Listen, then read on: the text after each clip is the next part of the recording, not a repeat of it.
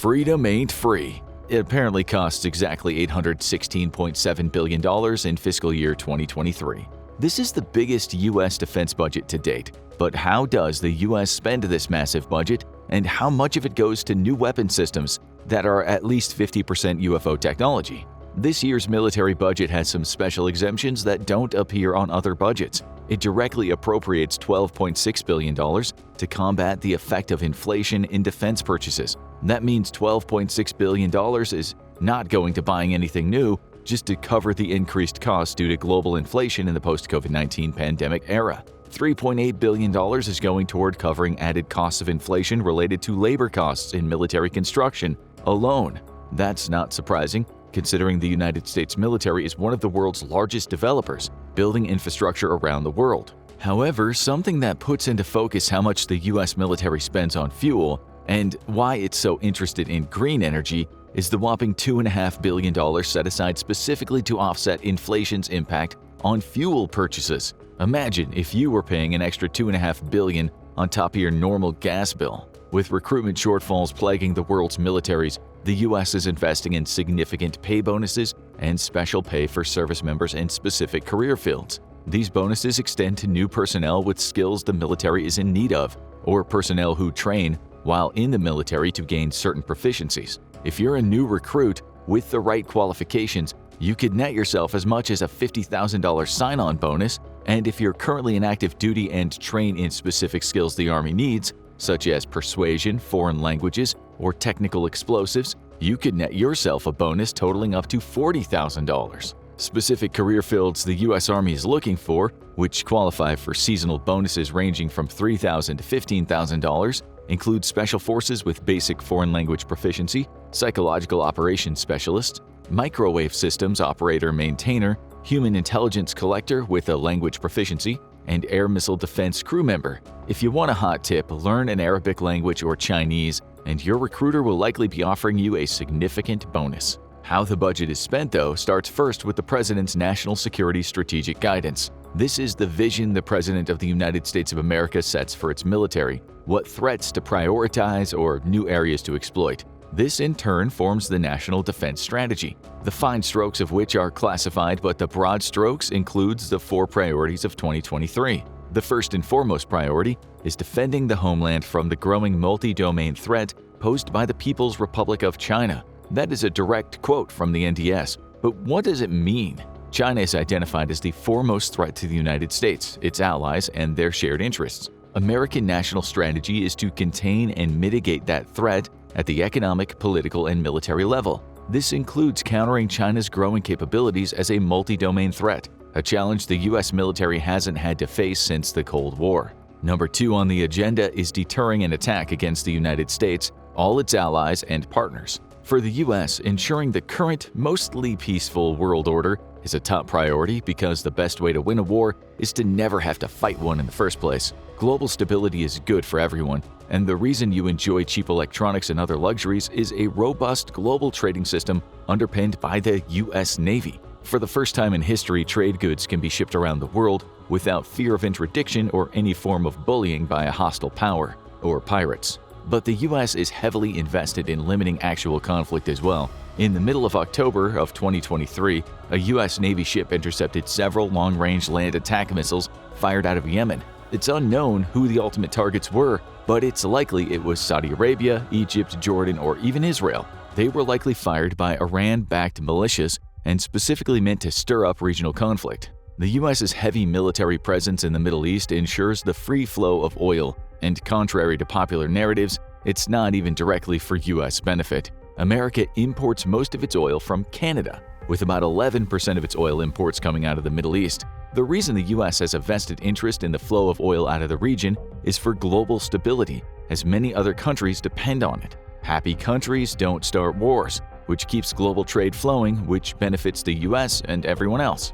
The U.S. also maintains a heavy presence in Southeast Asia and in Europe, where its forces are a major bulwark to regional aggressors like China or Russia. Third on the national defense strategy is deterring aggression while still being able to prevail in an active war. This means that the U.S. defense budget needs to be robust enough to handle a shooting war while also ensuring U.S. forces elsewhere remain credible deterrents against future hostilities. This one has been an increasingly tricky concept as America's rivals begin to catch up on its capabilities. In 2000, the U.S. had an official policy of being able to fight and win two major wars simultaneously. Today, this is simply not feasible given the rapid modernization of the Chinese military, whom the U.S. considers its primary threat. Lastly, the National Defense Strategy highlights the need to build a resilient joint force and defense ecosystem. This means prioritizing funding for robust training for all active duty members, with the U.S. having the most aggressive training schedule of any of the major militaries. It also means, however, investing into the total defense ecosystem, from national defense contractors to war colleges, think tanks, etc. For the U.S. military to remain the world's best, it needs an entire ecosystem that encourages innovation and education. Going into specifics, the National Defense Strategy highlights the People's Republic of China as the U.S.'s greatest strategic competitor and pacing challenge. China has significantly closed the gap between its military and the U.S.'s, and America is not happy with even a distant second-place competitor. New investments aim to kickstart a process of innovation and create yet another major offset or strategic shift that ensures uncontested dominance. Key areas of focus include advances in stealth technologies, nanomaterials and construction, and artificial intelligence. Out of its vast budget, the Department of Defense has highlighted other smaller but key objectives. First is an emphasis on integrated deterrence through investments in the nuclear triad, space and cyberspace, and missile defense. The U.S. aims to make itself a very hard nuclear target and thus ensure its continued safety in a world where Iran could develop nukes if it really wanted to, and North Korea already has. Russia's nuclear saber-rattling might be all a bluff, but the DoD takes it very seriously, and the billions spent in deterrence will serve as a reminder that attacking the U.S. ensures one's own extinction. Another major focus is on what the DoD refers to as campaigning. Under the Biden administration, a renewed focus has been put on strengthening partnerships and alliances after the uncertainty or even outward hostility toward partners during the previous administration. The U.S.'s greatest advantage is its network of allies and partners, the likes of which the world has never seen before. It's this vast network that acts as a major force multiplier for the U.S. military, giving it a global reach and deterrence. But the Biden administration is looking to expand that network even further and thus help offset some of the costs of deterrence by bringing in even more allies or partners. So far, this has been very successful, especially in the South Pacific, where China is finding itself increasingly isolated. A major investment in innovation and reforming acquisition practices aims to fix the multi-year process it usually takes to bring new capabilities on board. The war in Ukraine has shown the need for rapid adaptability, and the U.S. is aiming to streamline the procurement of new capabilities while encouraging innovation. Climate change has been identified by the DoD as a major threat to not just its readiness, but the global order. Significant funds are allocated toward renewables and hardening installations against the effects of climate change. Fuels such as biodiesel or all-electric combat vehicles will help make the U.S. more resilient in combat. A $55 billion investment into military healthcare is aimed at improving the care that active duty and veterans both receive. To help with morale issues, the new budget is also allocating $9.2 billion for family support programs, including on-base recreation centers and all kinds of services from financial advisors to counseling. $500 million is going to implement some of the recommendations from the Independent Review Commission, which found sexual assault to be an ongoing problem in the U.S. military. In the wake of the contentious 2020 election and former President Trump's current campaign rhetoric and undermining of democratic and legal institutions, extremism within the ranks has also been found to be a significant concern, and part of the $500 million will go to combating it. Now let's get into some numbers. First up is nuclear modernization and deterrence. With an aging nuclear arsenal, the U.S. identified a priority need to modernize and update its nuclear capabilities. The Minuteman III ICBM was built in the 70s and continues to be the mainstay of American nuclear deterrence. Its replacement, the LGM-35A Sentinel, is well under development and receiving $3.6 billion in funding this year. The money will go toward the development of the missile itself, but also modernization and replacement of Minuteman III infrastructure, which is set to begin in the late 2020s. Next up is the Long-Range Standoff Cruise Missile, which is receiving $1 billion in funding. This air-launched cruise missile is replacing the AGM-86B air-launched cruise missile, which is the U.S. Air Force's primary tool for nuclear deterrence. With new and evolving anti-air threats, the LRSO will modernize the Air Force's ability to hold strategic targets at risk of nuclear attack, and thus strengthen deterrence. The biggest item on the list is the Columbia-class submarine, receiving $6.3 billion in funding. This is the replacement to the Navy's current boomers, the Ohio class. It'll be a sub which can take on both nuclear and conventional strike missions and modernize the undersea leg of the nuclear triad. Related is a life extension program for the Trident II submarine-launched ballistic missile. This is receiving $1.7 billion in funds and has the goal of extending the service life of America's current stockpile of submarine-launched nuclear missiles. The famous Trident II will be receiving new electronics and guidance packages, as well as a redesign to allow for more easy upgrades in the future. The program the DoD is least likely to talk about is the B-21 bomber, which is receiving a major boost in funding to $5 billion. The B-21 Raider will have both a nuclear and conventional mission and become the most important aircraft in the U.S. arsenal. With a goal of 100, this will be the biggest stealth bomber fleet in the world, a significant deterrent to both conventional and nuclear conflict. A low-rate initial production contract is expected to be issued by the Air Force by the end of this year. $20 million is going toward the mission of converting the F-35 to be nuclear capable. This will result in the F-35 replacing the F-16 in the nuclear deterrence mission, with the aircraft receiving nuclear certification in 2024. Up next is heavy investments into space and space-based systems. How heavy an investment? Good luck getting the DoD to give you any hard figures. Like many budget items, the DoD can obfuscate exact funding figures in some areas in order to deny any potential adversary an inside look at capabilities. What is known is that the U.S. sees space as an increasingly important part of national security, with key priorities in developing resilient space-based surveillance and communications. A new generation of thermal imaging satellites aims to modernize America's early warning system. An unspecified amount of funds will also go towards shooting down space aliens and plundering their UFO secrets. There are some major weapons programs that stand out on their own as huge investments for the United States. These are key systems that the U.S. views as absolutely integral to its continued dominance in the air, on land, or at sea. The F-35 is receiving $11 billion in funding for both acquisition and upgrading to the new Block 4 configuration, which is dramatically increasing the capabilities of what is already the most capable aircraft in the world. The F-15EX is receiving $2.8 billion of funding for the purchase of 24 new airframes. This might come as a surprising turn of events for some, given the Air Force's continued acquisition of the F-35. But the F-15EX features significant upgrades over the standard F-15 and fulfills one very important mission the F-35 currently can't, being a missile truck.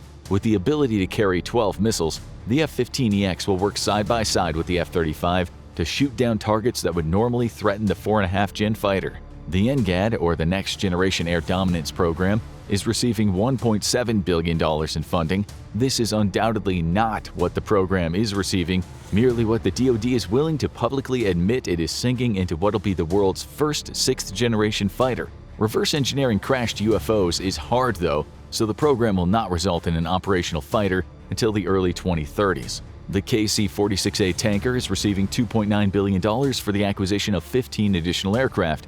These are badly needed for the Air Force, given the aging status of its tanker fleet, and are crucial for air operations around the world. While the U.S. fighter pilots may get all the glory, without their tanker buddies they wouldn't be able to fly more than a few hundred miles from home base. Show some love in the comments for these flying gas station attendants, because it is an insanely dangerous job, and in the case of war, they are a priority target that can't even defend themselves. The CH-53K King Stallion helicopter program is receiving $2.3 billion for the purchase of 10 additional aircraft. The CH-53K is the world's most powerful heavy-lift helicopter and serves primarily to deliver supplies and equipment to troops undertaking amphibious assault operations. However, with the ability to fly higher than ever before, there is nowhere the CH-53K can't deliver everything from food and ammo to howitzers. $1.3 billion will go to purchasing the E-2D AHE, or Advanced Hawkeye, with the U.S. Navy adding 5 to its inventory in 2023. These aircraft are critical for naval airborne operations, providing early warning radar coverage and command and control for hundreds of miles in every direction. A big emphasis on drones is represented, with nearly $3 billion going to Triton, Stingray, and Reaper unmanned vehicles. The future is increasingly looking like a drone one, and these attritable combat systems have proven their worth in U.S. operations around the world. A notable drone mention is the $200 million being invested in development of an as-yet unnamed drone meant to provide direct overwatch and fire support for Special Operations Forces. This will likely be a heavily armed but stealthy drone with long loiter time and excellent surveillance capabilities, able to deliver pinpoint firepower within seconds to operators deep behind enemy lines. Moving to major naval purchases, the Virginia-class submarine, which is replacing the Los Angeles-class nuclear attack sub, is receiving $7.3 billion in funding for the acquisition of 2 additional boats, or at least that's the hope, because shipbuilding on the Virginia-class is woefully behind schedule at a time that the Chinese are pumping out ships at a breakneck speed. $5.6 billion is going toward 2 brand-new Arleigh Burke destroyers, even as its replacement is still undergoing development. Ongoing construction of the Ford-class aircraft carrier, the most advanced supercarrier on the planet, will cost the DoD $3.2 billion this year alone, though no carrier is expected to be procured. This is merely payment on the acquisition contract, as it takes 5 to 7 years, or sometimes as much as 12 years, to build a new carrier. The Constellation class of new frigates still in development will receive $1.3 billion with the expected acquisition of 1 ship of the class. However, the Constellation class is not expected to enter operational service until 2026, when hopefully, if God is indeed a merciful God, the U.S. Navy will stop destroying the American budget by buying more useless littoral combat ships. A new San Antonio-class amphibious transport ship will be purchased for $1.8 billion, alongside an America-class amphibious assault ship for $1.1 billion. This represents the U.S. commitment to the Pacific and preparation for combat operations against the People's Republic of China across the island chains of the South Pacific. 2 new fleet replenishment oilers will be procured at a cost of $1 billion, along with an additional towing, salvage, and rescue ship for $100 million. A $300 million investment into large, uncrewed surface vessels represents the Navy's focus on building a fleet of drone ships to supplement its manned capabilities. As the Chinese Navy explodes in size, the U.S. is looking to offset the numbers advantage with unmanned ships. However, the program is still in the development phase as the Navy tries to figure out what roles exactly unmanned ships are best suited for. In space, there are 3 major programs being funded, and all are critical to U.S. capabilities. $1.6 billion is being spent on the launching of 6 classified payloads as part of the National Security Space Launch Program. What is the military putting into space that's so valuable? Other than new generations of satellites, if we actually knew and told you, we'd have to kill you. And who would generate our ad revenue then? A new generation of GPS satellites is being put into orbit for the low price of $1.8 billion. This includes research and development, as well as manufacture and launch. With greatly improved anti-jamming capabilities, GPS-3 aims to keep the U.S. military in contact with their satellites in even heavily denied environments. The space-based missile warning system is receiving $4.7 billion in funding for further development. This network of satellites will replace aging early warning satellites and feature greatly improved capabilities to help the U.S. respond faster and better identify incoming threats, allowing for more effective response. With just over $6 billion in funding, the U.S. military is investing heavily into the development and acquisition of a wide variety of different missiles. Key among these are the Precision Strike Missile, a next-generation replacement for the U.S. Army's ATACMS, which recently debuted in Ukraine to rave reviews from the Russians. They were literally dying over it. The Army will receive 120 of the PSM for continued testing. The Joint Air-to-Surface Standoff Missile, or JASSM, if you're not a nerd, is receiving nearly $1 billion in acquisition funds alone, representing the procurement of 581 new missiles. The JASSM is a next-generation land attack missile, which can be fired from well out of the range of enemy air defenses to hold even fiercely denied targets at risk. Its seaborne cousin, the LRASM, is costing $500 million for the acquisition of 88 more missiles, nearly double the number of missiles acquired in 2022, and representing the U.S. gearing up for a fight against China. To offset supplies given to Ukraine, the U.S. is spending $812 million in acquiring 4,718 new GMLRS. These are highly effective precision rockets being used by Ukraine from its HIMARS. While GPS jamming by Russia has decreased their effectiveness, New software updates have restored HIMARS to its job of permanently democratizing Russian soldiers and their equipment. A significant investment in Patriot missiles of $1.037 billion will lead to the procurement of an additional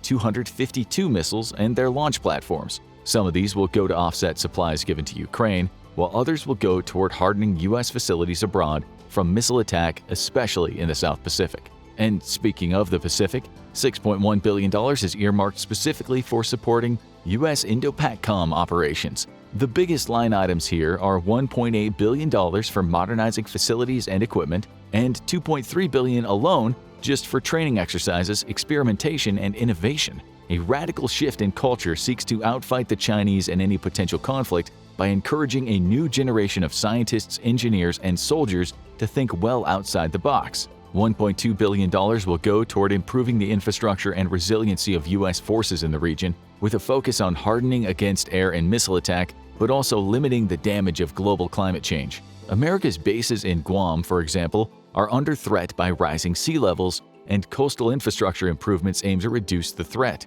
European Command will receive $4.2 billion in funding, an increase of $400 million from the previous year. The U.S. is also looking to station an additional 200 soldiers in Europe as part of its growing logistics chain for U.S. equipment being used in Ukraine. The increase in funding will reflect additional training and exercises with NATO allies and partners, as well as enhanced pre-positioning of military equipment in Europe in case Russia decides it's tired of existing. An initial $300 million is earmarked specifically for Ukraine assistance, which is widely regarded as the single best defense investment the U.S. has undertaken since the Cold War. With the threat of ISIS diminishing, U.S. Central Command received $5.5 billion less than last year, and total CENTCOM's budget went from $34.3 billion in 2022 to $27.3 billion in 2023. Is there finally harmony in the Middle East? Is Saudi Arabia finally paying for its own defense? Keep dreaming. The change in budget represents a shift to other areas of priority for the U.S. military. Unfortunately, the October 7th terror attacks on Israel by Hamas and other terrorists, and the resulting spread of violence, 2024's budget's probably going to go back up for U.S. CENTCOM. The current biggest budget items for CENTCOM currently are ongoing operations and force protection at $5.6 billion. This includes items such as special combat duty pay, pay for mobilized reservists, cost of actual military operations, communications, pre-deployment training, supplies, deployment of combat and support forces, and more body armor and personal protective equipment. In-theater support is earmarked at $16.9 billion. This is technically part of ongoing operations, but includes the additional costs such as supporting expeditionary forces and the millions of dollars in high explosives bringing freedom to the Middle East, one fire mission at a time.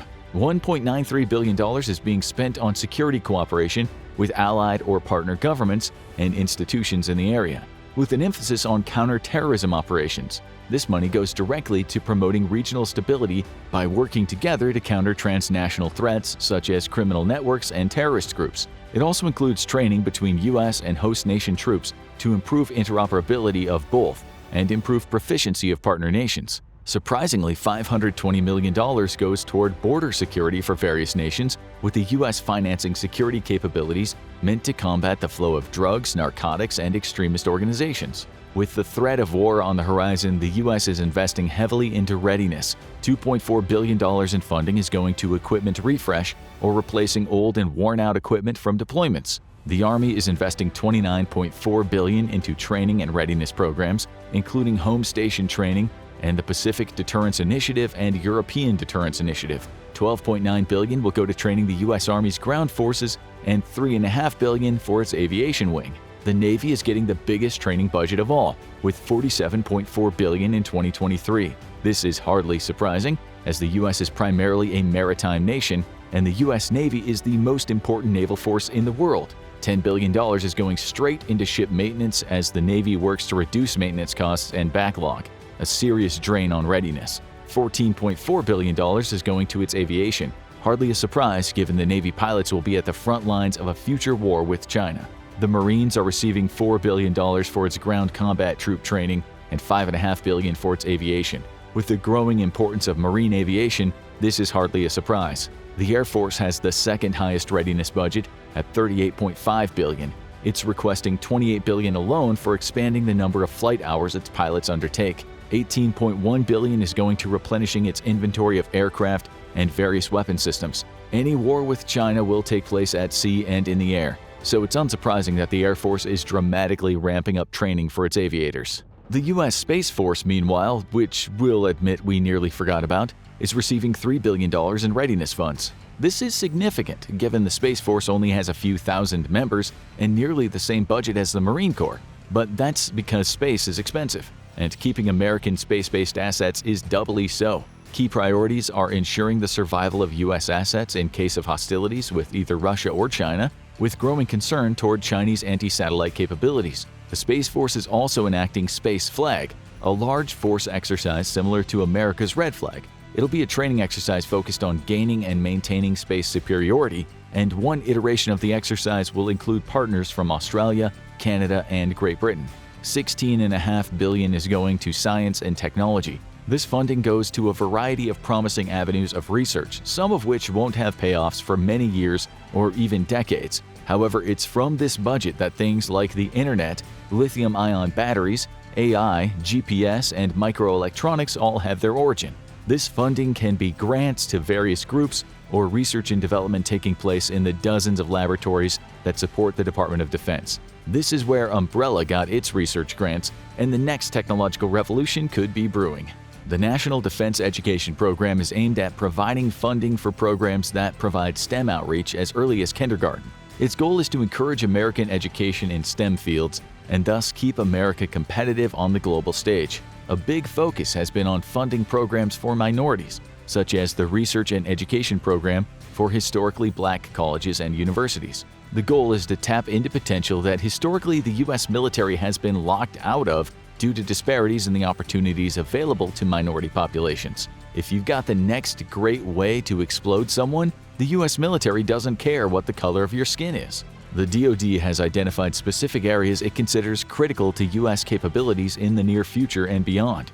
This includes seed funding for research, funding to adopt existing technology, and the development of technology specifically for the defense sector. Seed areas include biotechnology, quantum science, future generation wireless technology, and advanced materials. This type of research may not have a direct application for years, but the Department of Defense considers development in these areas critical not just to the military success of the nation, but its financial success as well. Areas where the DoD is working on adapting tech to the military includes AI autonomy, microelectronics, integrated network system of systems, space technology, renewable energy generation and storage, advanced computing and software, and human-machine interfaces. These are areas of technology where solid foundations have already been laid, or the technology already has civilian application. The matter is funding ways to incorporate them into a military purpose. Often, it's exactly this funding that allows a company to create a viable commercial product. Lastly are areas of research specific to the military, and this includes directed energy systems, hypersonics, and integrated sensing and cyber. The U.S. defense budget is huge, the largest in the world, and more money than a significant amount of nations have in their budget, period. However, these are the highlights of the 2023 budget, painting a clear picture that the United States Department of Defense expects a major military confrontation in the near future. It wasn't long ago when American taxpayers read news articles that left their gobs positively smacked. That was because they couldn't believe that the Department of Defense was spending $84 million a year on erectile dysfunction drugs as part of its budget, adding up to a total of $294 million since the purchase of these drugs started. Is it still happening?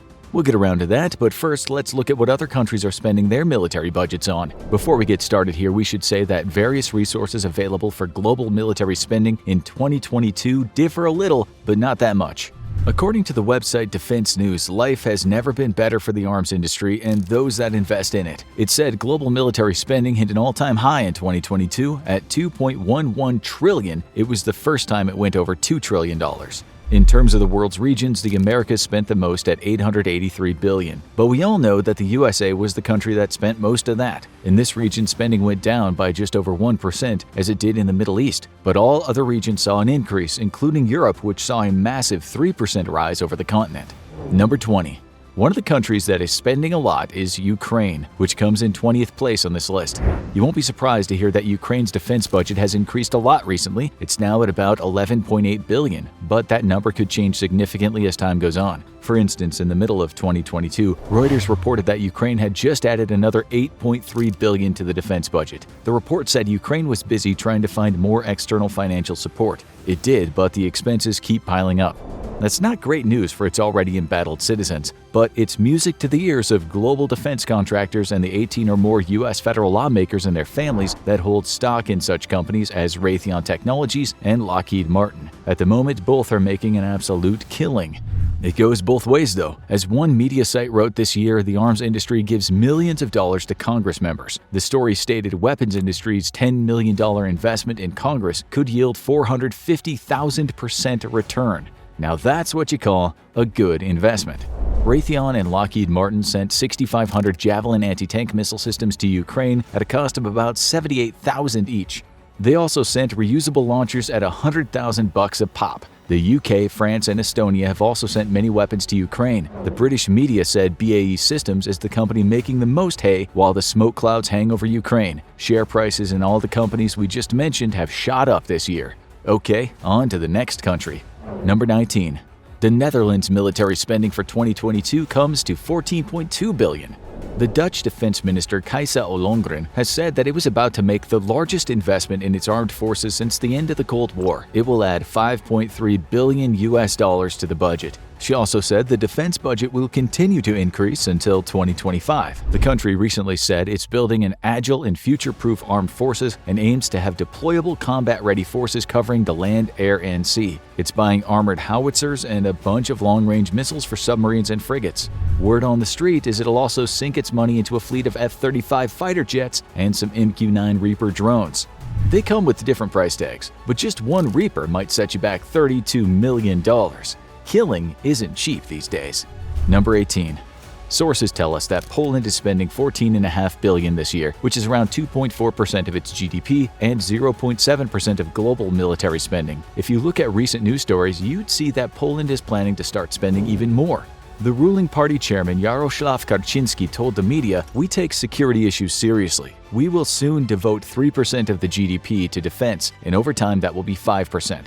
We think you know the reason why, and it begins with an R and ends with an A and is renowned for spaceflight, nuclear weapons, vodka, and great literature." Poland said it would hire another 20,000 new troops as part of their new budget increases. The country also has invested heavily in armored vehicles and fighter aircraft. For example, news reports state that Poland picked up 48 light combat aircraft from South Korea to replace their old fighter planes. The next country on this list won't surprise you if you know anything about politics in Asia. Number 17.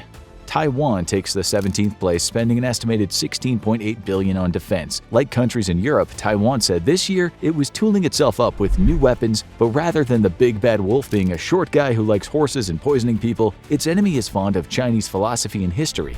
Yep, Taiwan is up against the other global superpower many Westerners now fear: China. Taiwan recently said it was going to invest heavily in things such as new fighter jets. With military spending increasing every year since 2017, Taiwan says that it's in the process of modernizing its entire military.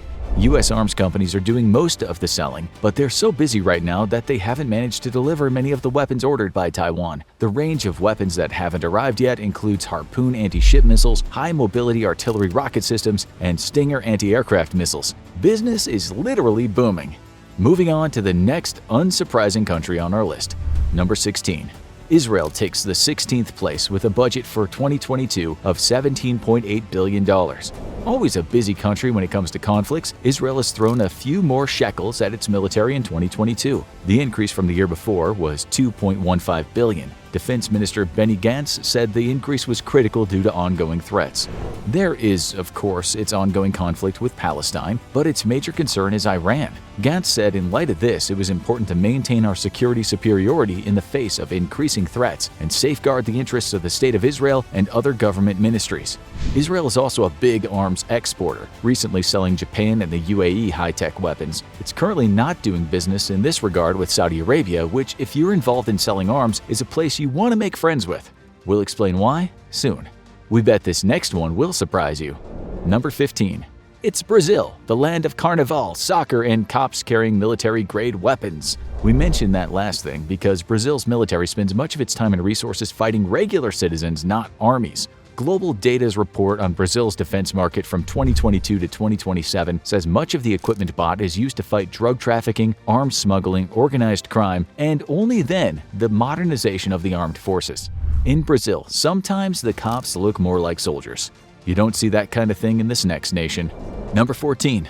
Oh, Canada, what are you spending your $23.5 billion on this year?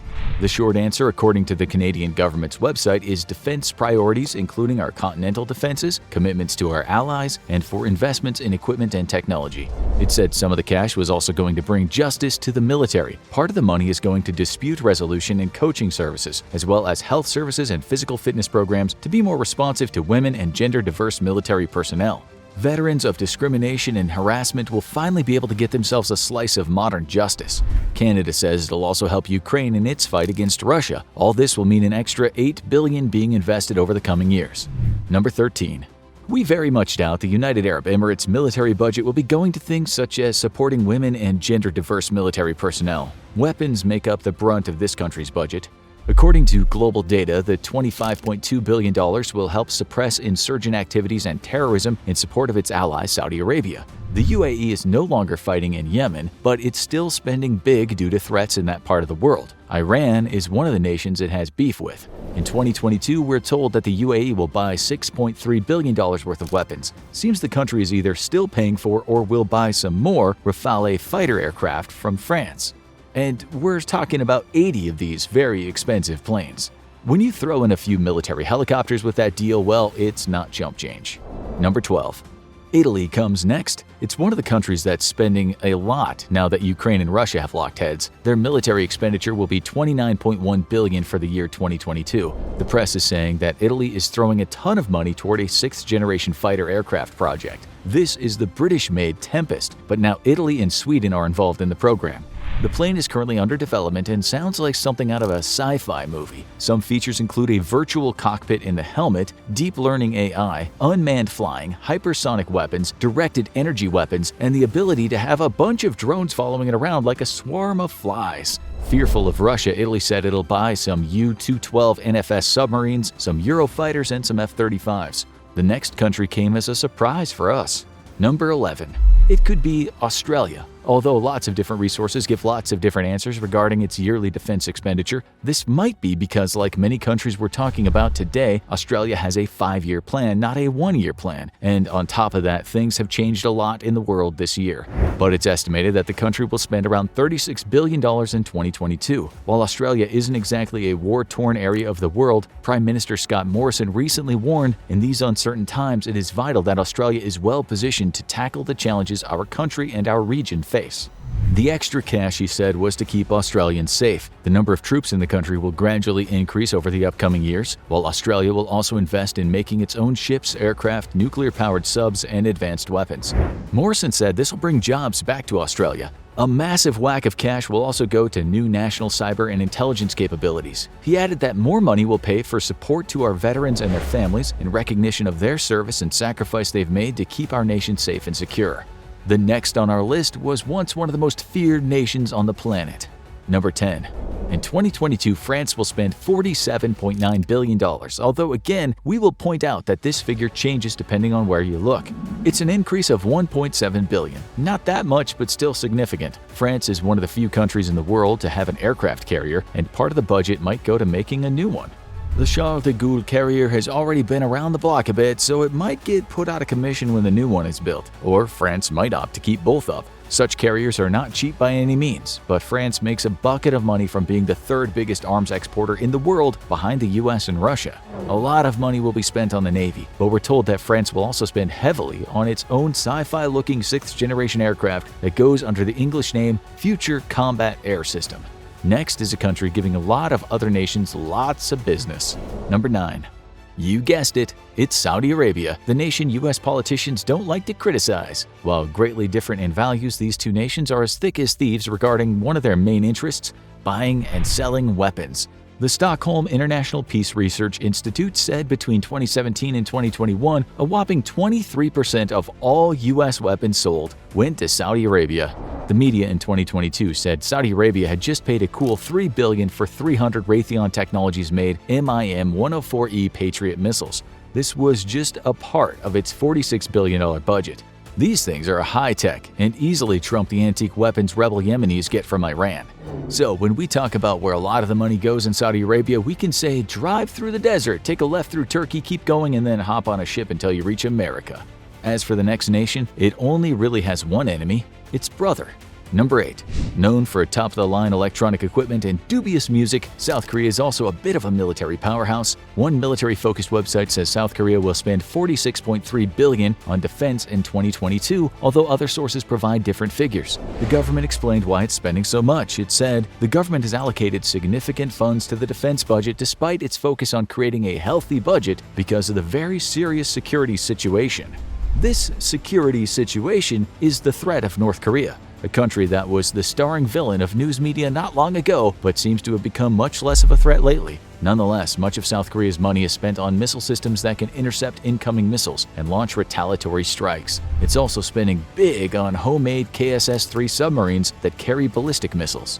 Yet more cash will go to an Ulsan-class frigate and anti-submarine warfare machines. This next country is preparing for war in Asia. Number 7. Japan is a bona fide military powerhouse that was once the receiver of 2 American nuclear bombs. Things have changed a lot since then. Its 2022 military budget is said to be $47.4 billion, but is not much compared to other nations when considering the size of Japan's economy. The amount is less than 1% of its GDP. Still, the Ministry of Defense said this year that it would start mass-producing homemade Type 12 surface-to-ship missiles, a missile with a range of over 1,000 kilometers. These super missiles won't be ready for a while, so the cash is a long-term investment. Since North Korea and China aren't so far away, a lot of the money will go on missiles. It's currently building hypersonic guided missiles that can fly at more than 5 times the speed of sound. It's also making high-tech ships that will carry Spy-7 radar and SM-6 interceptor missiles. Number 6. Next on the list is India, where just 63 people have more money than the country's entire military budget. A lot of its $49.6 billion will go on to paying staff, paying pensions, and the current soldiers in their army. The running of operations is a big deal, says the Indian government, but a lot of cash will also go to modernization and infrastructure development. Another report we found said amid ongoing tensions and border disputes with China and Pakistan that occasionally spill over into armed clashes, India has prioritized the modernization of its armed forces and self-reliance in arms production. The country says it'll buy new aircraft, some new warships, and other military hardware. Okay, top 5. Number 5. Germany is next at $50.3 billion. Nonetheless, this was the submitted budget before things heated up in Europe. It now seems that the German government has decided to change things up a little. Well, quite a lot. It says it's planning to make the budget a whopping $112.7 billion, and we think you know why. The German chancellor explained in attacking Ukraine, Russian President Vladimir Putin does not just want to eradicate a country from the world map, he is destroying the European security structure. So while Germany is in 5th place, this so-called new special fund could put the country higher. It has been vague about exactly where the cash will go, only saying it'll bolster its under-equipped armed forces. Next up is Germany's former enemy number 1. Number 4. There was a time when Germany and the UK weren't exactly the best of buddies, but they're like 2 peas in a pod these days. Their new enemy is Russia, a country that has been playing a version of spin the bottle in recent history when it comes to being a friend or enemy. The UK has planned to spend about $68 billion on defense. That was the number given, but like Germany, it seems to have upped the ante. The Guardian wrote recently that it'll double that figure, making it more like $136 billion. As UK citizens fight their own kind of Cold War this winter in freezing houses, the military will undergo an expansion in terms of equipment and personnel. Well, this is the plan. Whether it happens is another thing.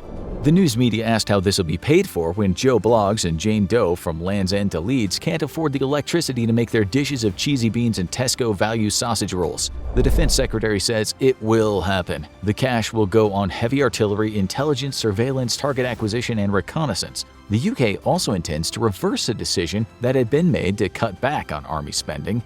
Now for the really big spenders. Number 3. Russia will spend a whopping $154 billion in 2022, although again, we don't know exactly how much plans have changed and will change after we've finished making this video. As of the making of this top 20 list, some sources say Putin will increase military spending by 20%, but other more recent articles say 43%. Whatever the amount, it makes sense that it'll be more than $154 billion. This country isn't selling anything like the number of arms it had been in the past, with a 26% decrease this year on the last. But Putin recently told the media, Russia sincerely values its historically strong, friendly, and trusting relations with countries of Latin America, Asia, and Africa. India and China, and then Algeria and Egypt are the biggest buyers, and they are big spenders. As for Russia as a buyer these days, well, it struggles. Data from EU 27 official arms exports registers tell us that between 2015 and 2020, EU countries sold Russia arms, but only about $400 million worth. Those countries were France, Germany, Italy, Austria, Bulgaria, the Czech Republic, Croatia, Finland, Slovakia, and Spain. That stopped. But now US intelligence is telling us that Russia is currently buying shells and rockets from North Korea. This shows how hard it is for Russia to buy weapons right now, so we guess a lot of the money will go to improving its own forces and buying and developing new weapons, which it is very capable of. Number 2. You knew very well that China was in the second spot. For years, China was not considered much of a military powerhouse, but these days, it is building and buying some of the most advanced military technology on planet Earth. Take your pick from countries that say China is a military threat to them. There are many. Maybe that's why China is spending a massive $230 billion on defense in 2022. That is an increase of 7.1%. The Chinese Premier Li Keqiang explained what is happening. He said, "We will move faster to modernize the military's logistics and asset management systems and build a modern weaponry and equipment management system." China can be quite secretive, but you can bet that if the UK and France are building those sci-fi planes, then China will have something just as good in the pipeline. We just don't know it yet, or at least we don't know about some of its weapons. It's the same with the US. Who knows what's being created at Area 51? Number 1. The US is way ahead in military spending with a budget of $770 billion. The country has a huge military. Just the operation costs alone amount to a small fortune. The Department of Veterans Affairs alone will get $113 billion.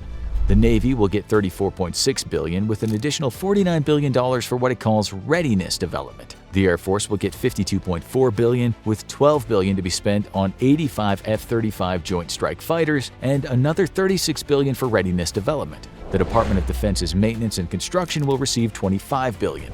We won't give you a full breakdown, but we will say it's a big chunk of cash going toward nuclear weapons. That's about $50.9 billion, more than most countries' entire budget. $1.6 billion will be spent on the Aegis anti-missile system, $2.8 billion will go on all ground-based mid-course defense, $2.3 billion will go on plutonium pit production, and $5 billion will be spent on the B-21 Raider strategic bomber. This plane will be revealed to the public in December of 2022. Still, $5 billion. It goes to show making such things is not cheap.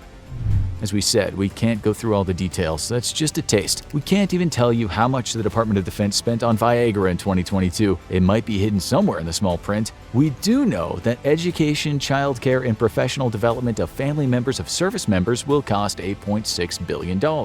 In conclusion, while the world isn't at war like it was in the 1930s and 1940s, you'd certainly think it was, with a number of weapons being made and bought. Maybe George Orwell was right when he said in his book 1984 that the future of warfare will be seemingly endless small wars that don't cause too many casualties. The public won't be able to stomach that, but will cost a ton of cash as the machinery of war gets more and more advanced and the enemies seemingly get more frightening. Hello, infographics fans, and welcome to another special challenge episode of the Infographics Show. Today we're taking on the US defense budget and asking you to find a way to spend every penny in 24 hours. As usual, you're not allowed to give anything away to charity, and you have to spend it all or return everything you bought and pay back everything you spent. Just like last time, if you fail, all the money goes instead to an organization dedicated to kicking kittens. But this time we're adding some innocent puppies into the mix too. So you think you can do a better job than us? Stay tuned and let us know after the video. For fiscal year 2019, the US defense budget stands at a whopping $716 billion, the largest it's ever been.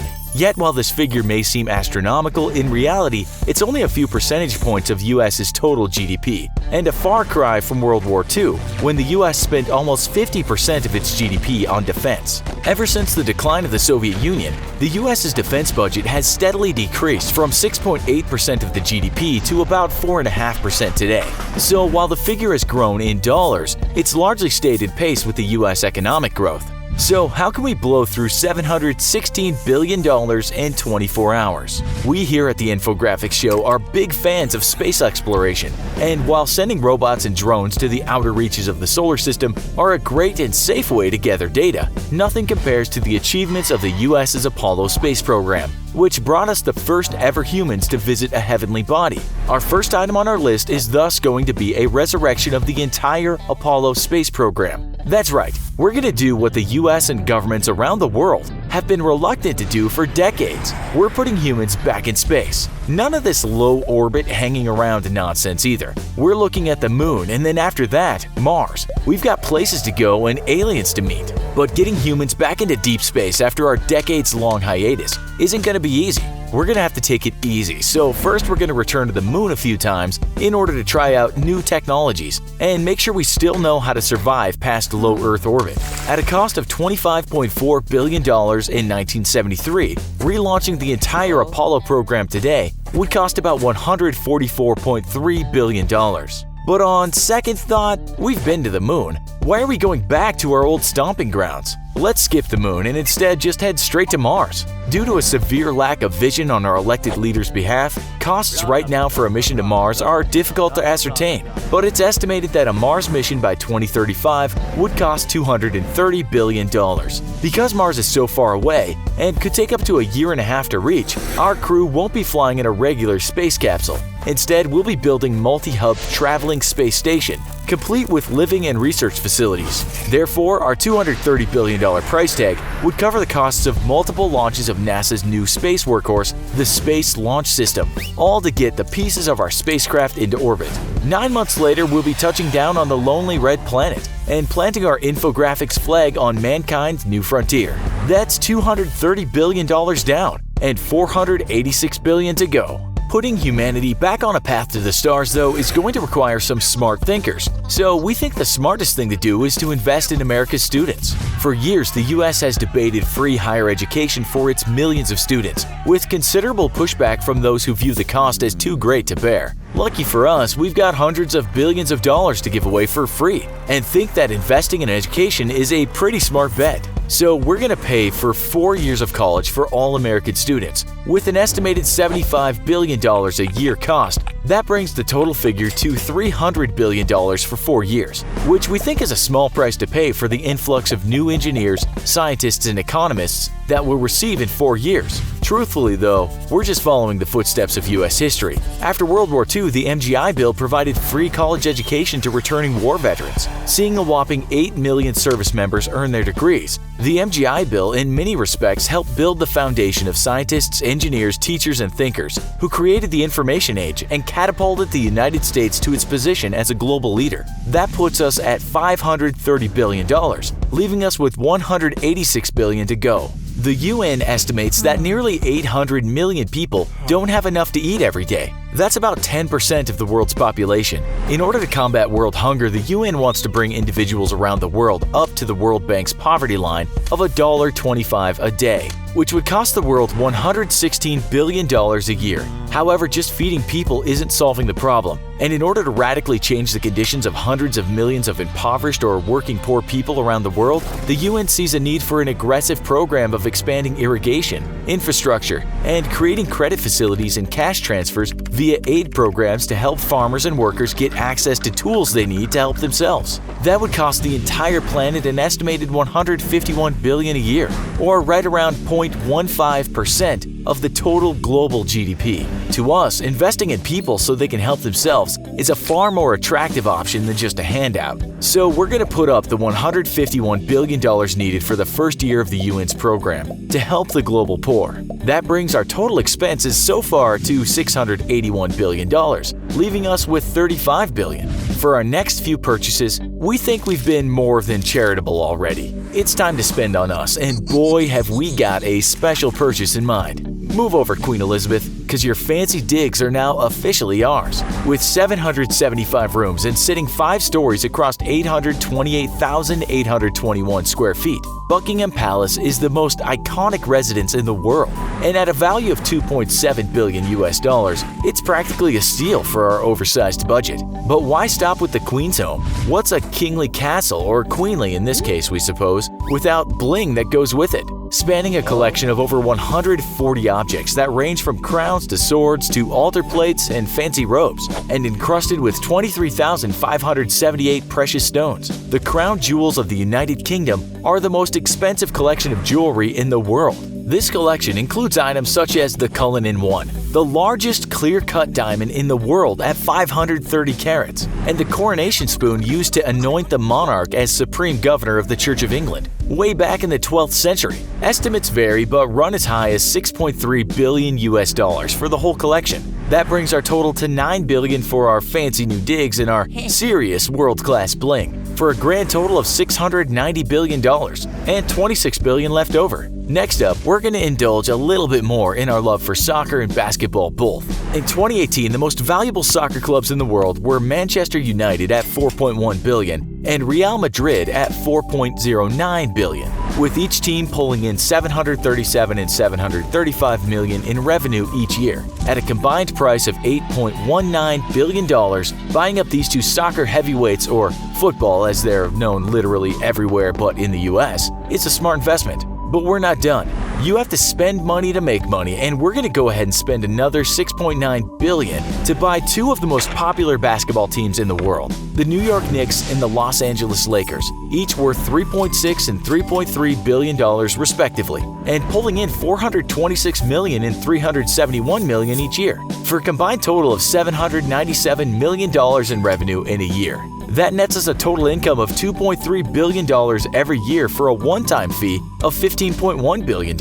A very smart investment indeed. That brings our total costs to $705.1 billion, leaving us with $10.9 billion. Our last purchase is going to be something for all of you, our adoring fans, with 3,985,480 of you subscribed to us as of this writing, and more of you pushing us up to 4 million and beyond every day. We wanted to say thank you. And so we're going to spend $10.9 billion to buy all of you 34,187 ice cream sandwiches. That's 93 sandwiches you can eat per day for an entire year, or enough ice cream sandwiches to last you for 94 years if you ate one a day.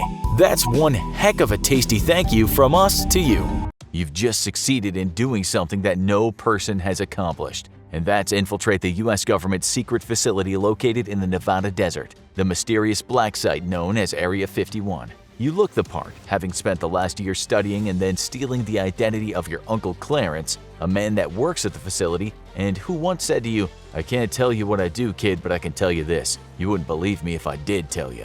And now you're in. You come to a door deep within the facility, having navigated a labyrinth of corridors. Above the door is a sign, and in bold red letters it reads "Restricted." Your heart is beating fast and your hands are trembling as you swipe your ID card. The door buzzes, and with a swooshing sound it moves to the side. Oh my good God, you think. That's what they're hiding from us. Okay, so that might sound like something from a James Bond movie, and we imagine long before you got to that door, you'd have been arrested or killed. But what if you really could get that far? What would you see? You certainly'd see something surprising, that's for sure, because there's a good reason the USA keeps its black site secret. Before we tell you where the billions of dollars go, let's first look at the history of what's sometimes referred to as the black budget. So what we know is that the US military is constantly involved in secret research projects. You won't be surprised to learn that as you watch this video, the military is running all kinds of covert operations. If you listen to guys like the whistleblower named Edward Snowden, you'd hear that many billions of dollars are spent on those operations. These projects are incredibly secret, so much so that they're often hidden from various elected officials. They're as black gets. However, time passes and things that were secret before become common knowledge. Take, for example, the bunch of scientists and military men that got together during the Second World War. They wanted to build a nuclear bomb, so around 130,000 people got to work under what was known as the Manhattan Project. The black sites where the research and development took place were located not just in the US, but also in Canada and the UK. It was a huge project and something like $2 billion was spent on it. That's about $25 billion in today's money. So that's a good example of the black budget, but you've got to ask, if they were capable of producing world-destroying weapons around 80 years ago, what are they capable of now? Well, let's first go back to the 1980s, a decade in which a man named Ronald Reagan was the President of the United States. When he sat in the big chair, the black budget tripled. We found a declassified CIA document that explained what some of the cash was spent on. That document explained that even Congress wasn't party to what happened in some of the programs. It seems that the only rule about the black budget is you don't talk about the black budget. But thankfully, we have that thing called declassification. Under Reagan, the military had one secret project called the Defense Communications Island Sun. It wasn't all that high-tech and just involved the military making special lead-lined trucks that could transport top brass generals in the event of a nuclear attack by the Soviet Union.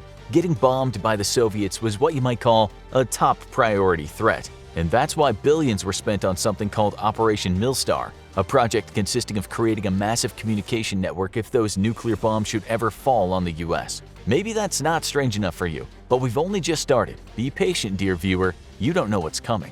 The US has built some pretty incredible secret weapons with the budget, with one being the very odd-looking Northrop Tacit Blue plane. This plane, that was sometimes nicknamed the Alien School Bus, was called a Low Observable Stealth Surveillance Aircraft. It was very hard to detect by enemy radar, even when very close to a battlefield. Even though it looked a bit like a flying white chocolate bar, the plane was extremely high-tech when it was built in the early 80s. The thing is, you wouldn't have known anything about it. And that's because when the military started the Battlefield Surveillance Aircraft Experimental Program, it was top secret. It was developed and built at Area 51 and flown first by a test pilot named Richard G. Thomas. And no, he didn't get shot down. He lived to the ripe old age of 76. You only got to hear about the plane in 1996 when information about it became declassified. We learned then that the cost of building that ugly thing was over $2 billion when you take into account the entire project. After hearing that, you might wonder what concoctions are currently flying above your head.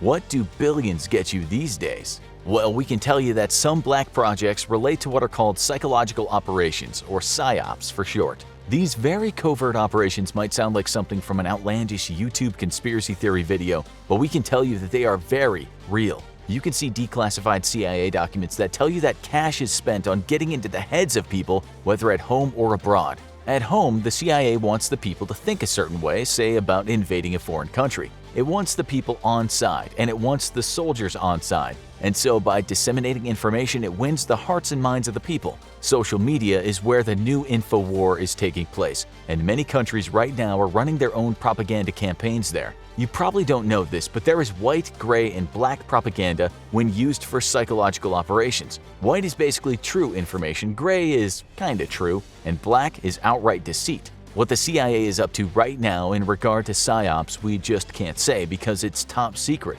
But trust us, something will be going down either at home or abroad. The CIA has even been known to infiltrate people's TVs. So you might wonder if you've ever viewed any CIA-backed information online. It's not a secret that it happens. We just aren't privy to the details. The Department of Defense even has its own description of psychological warfare. It goes like this: the planned use of propaganda and other psychological actions have the primary purpose of influencing the opinions, emotions, attitudes, and behavior of hostile foreign groups in such ways as to support the achievement of national objectives. The CIA has also had a hand in Hollywood, shaping what we've seen on our screen in the interest of national security. Secretly, the Pentagon has backed over 1,000 movies and has a hand in developing lots of titles you've seen on your screen. You can now find some of this information through the U.S. Freedom of Information Act, and if you look at that, you'll see CIA-backed movies such as Transformers, Flight 93, Iron Man, and The Terminator. It's all about winning hearts and minds, and it isn't cheap. It doesn't just create, it also omits. For instance, when the CIA saw the script for the movie called Meet the Parents starring Robert De Niro, it said, hey, we don't want to see any agency torture manuals. When Marlon Brando is going to release a new movie about the Iran-Contra scandal, he was outbid on the rights by a film studio. It's now thought that the CIA was behind this and that the film studio was a front company that was created by the CIA. Then you had Operation Mockingbird during the Cold War. The The covert operation involved the CIA creating fronts that appeared to be people like magazines or cultural organizations. The operation also included infiltrating popular news media such as the Washington Post, the New York Times, and Newsweek. The worrying thing is, if you believe what some researchers now tell us, the program has never officially been discontinued. We just don't know what's going on, since how the CIA influences media and film is covert. But it's likely that hearts and minds are being steered in certain directions today. So we must remember that a large part of the black budget, many billions in fact, goes toward what we call non-military projects. Much of this involves surveillance, and that surveillance is done in the name of national security. In 2013, news media talked about a $52.6 billion black budget, saying then that while the government doesn't deny the money is being spent, it doesn't ever say how it's being spent. Back then, the National Intelligence Program comprised 107,035 employees working in 16 different spy agencies, so a lot of the cash went toward paying those people. You might have heard of one of those employees, an intelligence contractor named Edward Snowden. He blew the whistle on various global surveillance programs and then had to get the hell out of America. It's a long story, but in the interests of this show, we can tell you that black ops run by the US government, sometimes with the UK intelligence, involves a lot of spying. Spying on people of interest, but also on folks just like you. According to the Washington Post that received information from Snowden, 90% of the spying was on what it called ordinary Americans. When asked about all that spying and where all the black budget cash goes, the Office of the Director of National Intelligence had this to say: "Our budgets are classified as they could provide insight for foreign intelligence services to discern our top national priorities, capabilities, and sources and methods that allow us to obtain information to counter threats." Okay then, we'll have to look elsewhere. It's estimated that around 50% of the black budget goes to the National Security Agency, with the people that work there mainly being tasked to develop surveillance technology and then implement it. But what about the rest of the cash? Well, first we should tell you that the black budget was dramatically increased during the Reagan years. Under George Bush, it doubled, and it was increased a lot under the present president. When Bush was president, something called Program Element 0603891C received almost $200 million, which is quite the chunk of money. Since the project was secret, no one really knew what it was about, although analysts that studied the budget said it involved creating space weapons. Okay, so now it gets a bit weird. While people that work at various black sites don't tell us what they do, many of them wear uniforms with patches on them. The patches likely designate what kind of work they do. One guy managed to get photos of 75 different patches. Some of the designs feature demons, scantily clad warriors, dragons releasing bombs, wizards, and skunks firing laser beams into the air. Another featured a dragon whose wings were the American flag. It had the earth held in its giant claws. The people wearing that patch worked for the National Reconnaissance Office. Make of that what you will, but it's unlikely that the patches don't represent anything at all. The Pentagon was contacted by the New York Times and asked about those patches, but as usual, it was tight-lipped. If you had the black budget document in front of you, much of it would be covered with the word classified. But we did manage to see the names of some projects on a recent budget. The problem is that it's hard to work out what the project is about from the name. An example is the project Tractor Hip. That was $16.4 million that went to the Army, but you might wonder what a tractor hip is. Then there was the project Chalk Eagle that went to the Navy and cost a whopping $534 million. Some other names were Retract Juniper, Link Evergreen, Pilot Fish, Chalk Coral, Link Plumeria, Retract Maple, Cobra Judy, and Tractor Cage. Some of the latest projects are thought to be space weapons programs, but no one's really sure. When the Director of National Intelligence was asked recently, he replied with this: "Beyond the disclosure of the NIP top-line figure, there will be no other disclosures of currently classified NIP budget information because such disclosures could harm national security." NIP stands for National Intelligence Program. So what's going on right now at all those black sites, we can't say for sure, but we think after watching this video you have a pretty good idea. It's not easy being the leader of a country, a fact that becomes evident when you look at before and after photos from when they first sat in the big seat and when their status as a leader came to an end. They seem to age a lot. You'd think they'd be paid handsomely for this post, but that's not always the case. Let's go ahead and have a look at the wages of presidents around the world. We should say before we start that some countries have a monarchy and they have prime ministers, and while some countries have both a prime minister and a president, and others just have a president. Today we'll focus on the heads of government and not kings or queens or presidents you haven't heard of. In some nations, the president holds the highest position, yet it's the prime minister that's more hands-on, so might be the leader you've heard of. wealth. We'll also choose 30 people for you, from the ones who are paid very little to the ones who get the big bucks. We cannot cover the whole world, obviously. The International Monetary Fund will provide a lot of the data, although some information we found was quite outdated, so we'll try to give you the latest numbers we can find. Number 30. Jorge Lopez Bom Jesus. This guy is the 17th and current Prime Minister of São Tomé and Príncipe. If you've never even heard of this island nation, it lies off the coast of Africa. It's reported that his yearly earnings are in the region of $2,100. He studied in France and has a wife and 5 kids, so we might wonder how he gets by on such a paltry wage. He's said to be very well educated and comes from a humble background. Number 29. Askar Mamin. This is the Prime Minister of Kazakhstan, and it's said he earns $2,630 a year. One of his main mandates as leader is to try to improve wages in the country, so let's hope he ends up getting paid a bit more. We also found a source that told us his net worth has increased $500,000 in the last year. Number 28. Abiy Ahmed. This man is the PM of the Federal Democratic Republic of Ethiopia. It said he can earn about $3,600 a year. We found another source that said he earned slightly more, which equated him to earning just $15 a day. Another source that was based in Africa wrote, on a salary of just $300, they mean a month, Abiy Ahmed's mission as Prime Minister in Ethiopia is not to amass wealth, but to overhaul the economic model of his country. This is the type of leadership ideology Africa needs, don't you agree? In an interview, the leader said, "I'm not getting rich, but I am not corrupted. I have a modest office." Number 27. Maya Sandu. Welcome the Prime Minister of Moldova. According to the World Monetary Fund, she earns $6,433 a year. She's been fighting to raise wages in the country for some time now. Number 26. Nguyen Xuan Phuc. The Prime Minister of Vietnam is said to have a wage packet of $8,000 a year. The Vietnamese media reported in 2017 that he got himself a wage rise of 1%, but then so did all civil servants. We found another source that said he earned almost $10,000, which is about $36 a day. Number 25. KP Sharma Oli. This Prime Minister of Nepal is said to earn around $10,000 a year. The Marxist leader has a bit more cash though, as he and his wife own a fair bit of land. 24. Andrej Babiš. This one is quite remarkable, and the Czech PM is said to earn in the region of $10,000 a year. The thing is though, he's a billionaire, so he doesn't exactly need the money. In fact, in 2019 there were protests against him in the streets, with his critics accusing him of corruption and intimidation. 23. Li Keqiang. This guy can be called the premier of the State Council of the People's Republic of China, but you can call him PM and it won't hurt his feelings. It's said he earns just $13,269, which isn't much when you consider the wealth in China. Number 22. Ali Asadov.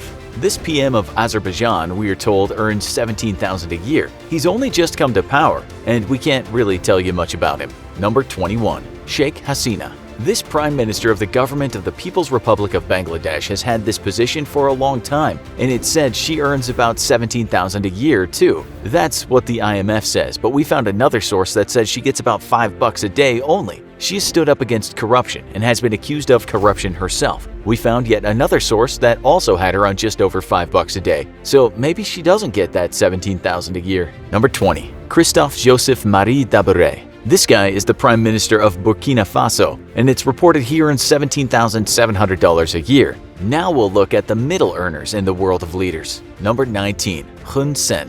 The PM of Cambodia is said to earn around $30,000 a year. He's played down his wealth before, but some experts think his net worth for his family is perhaps as much as $1 billion.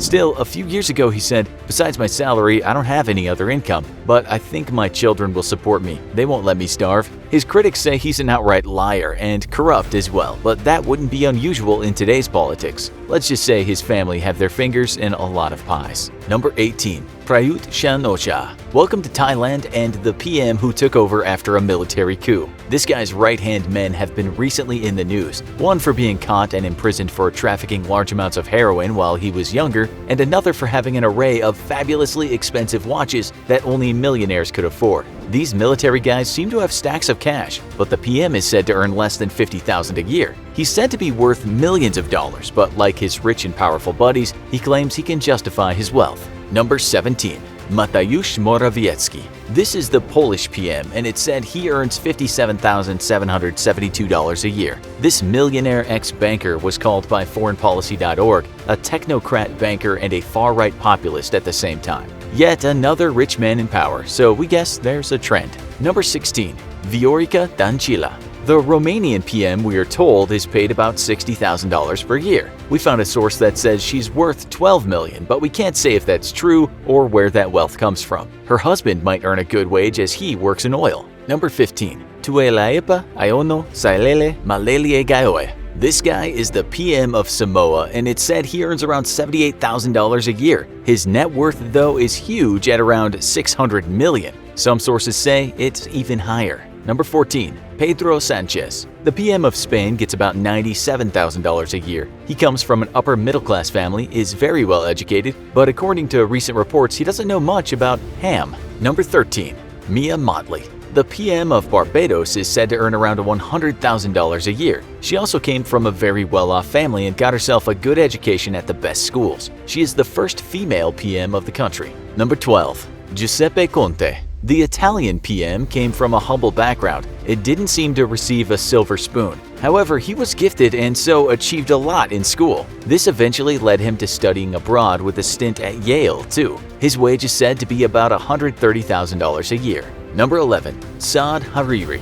This is the PM of Lebanon, and he's said to make in the region of $140,000 a year. It seems he has some cash, as the New York Times alleged he paid $16 million to a South African model he had a relationship with. Where did he get that kind of cash? Family money is the answer, and there's a lot of it due to all kinds of big business, including telecommunications and banking. His father was also powerful and, for a time, PM, but he got assassinated. Okay, now to the really big earners. We mean in terms of wages, not like this guy, who likely doesn't even need his PM wage. Number 10. Uhuru Kenyatta.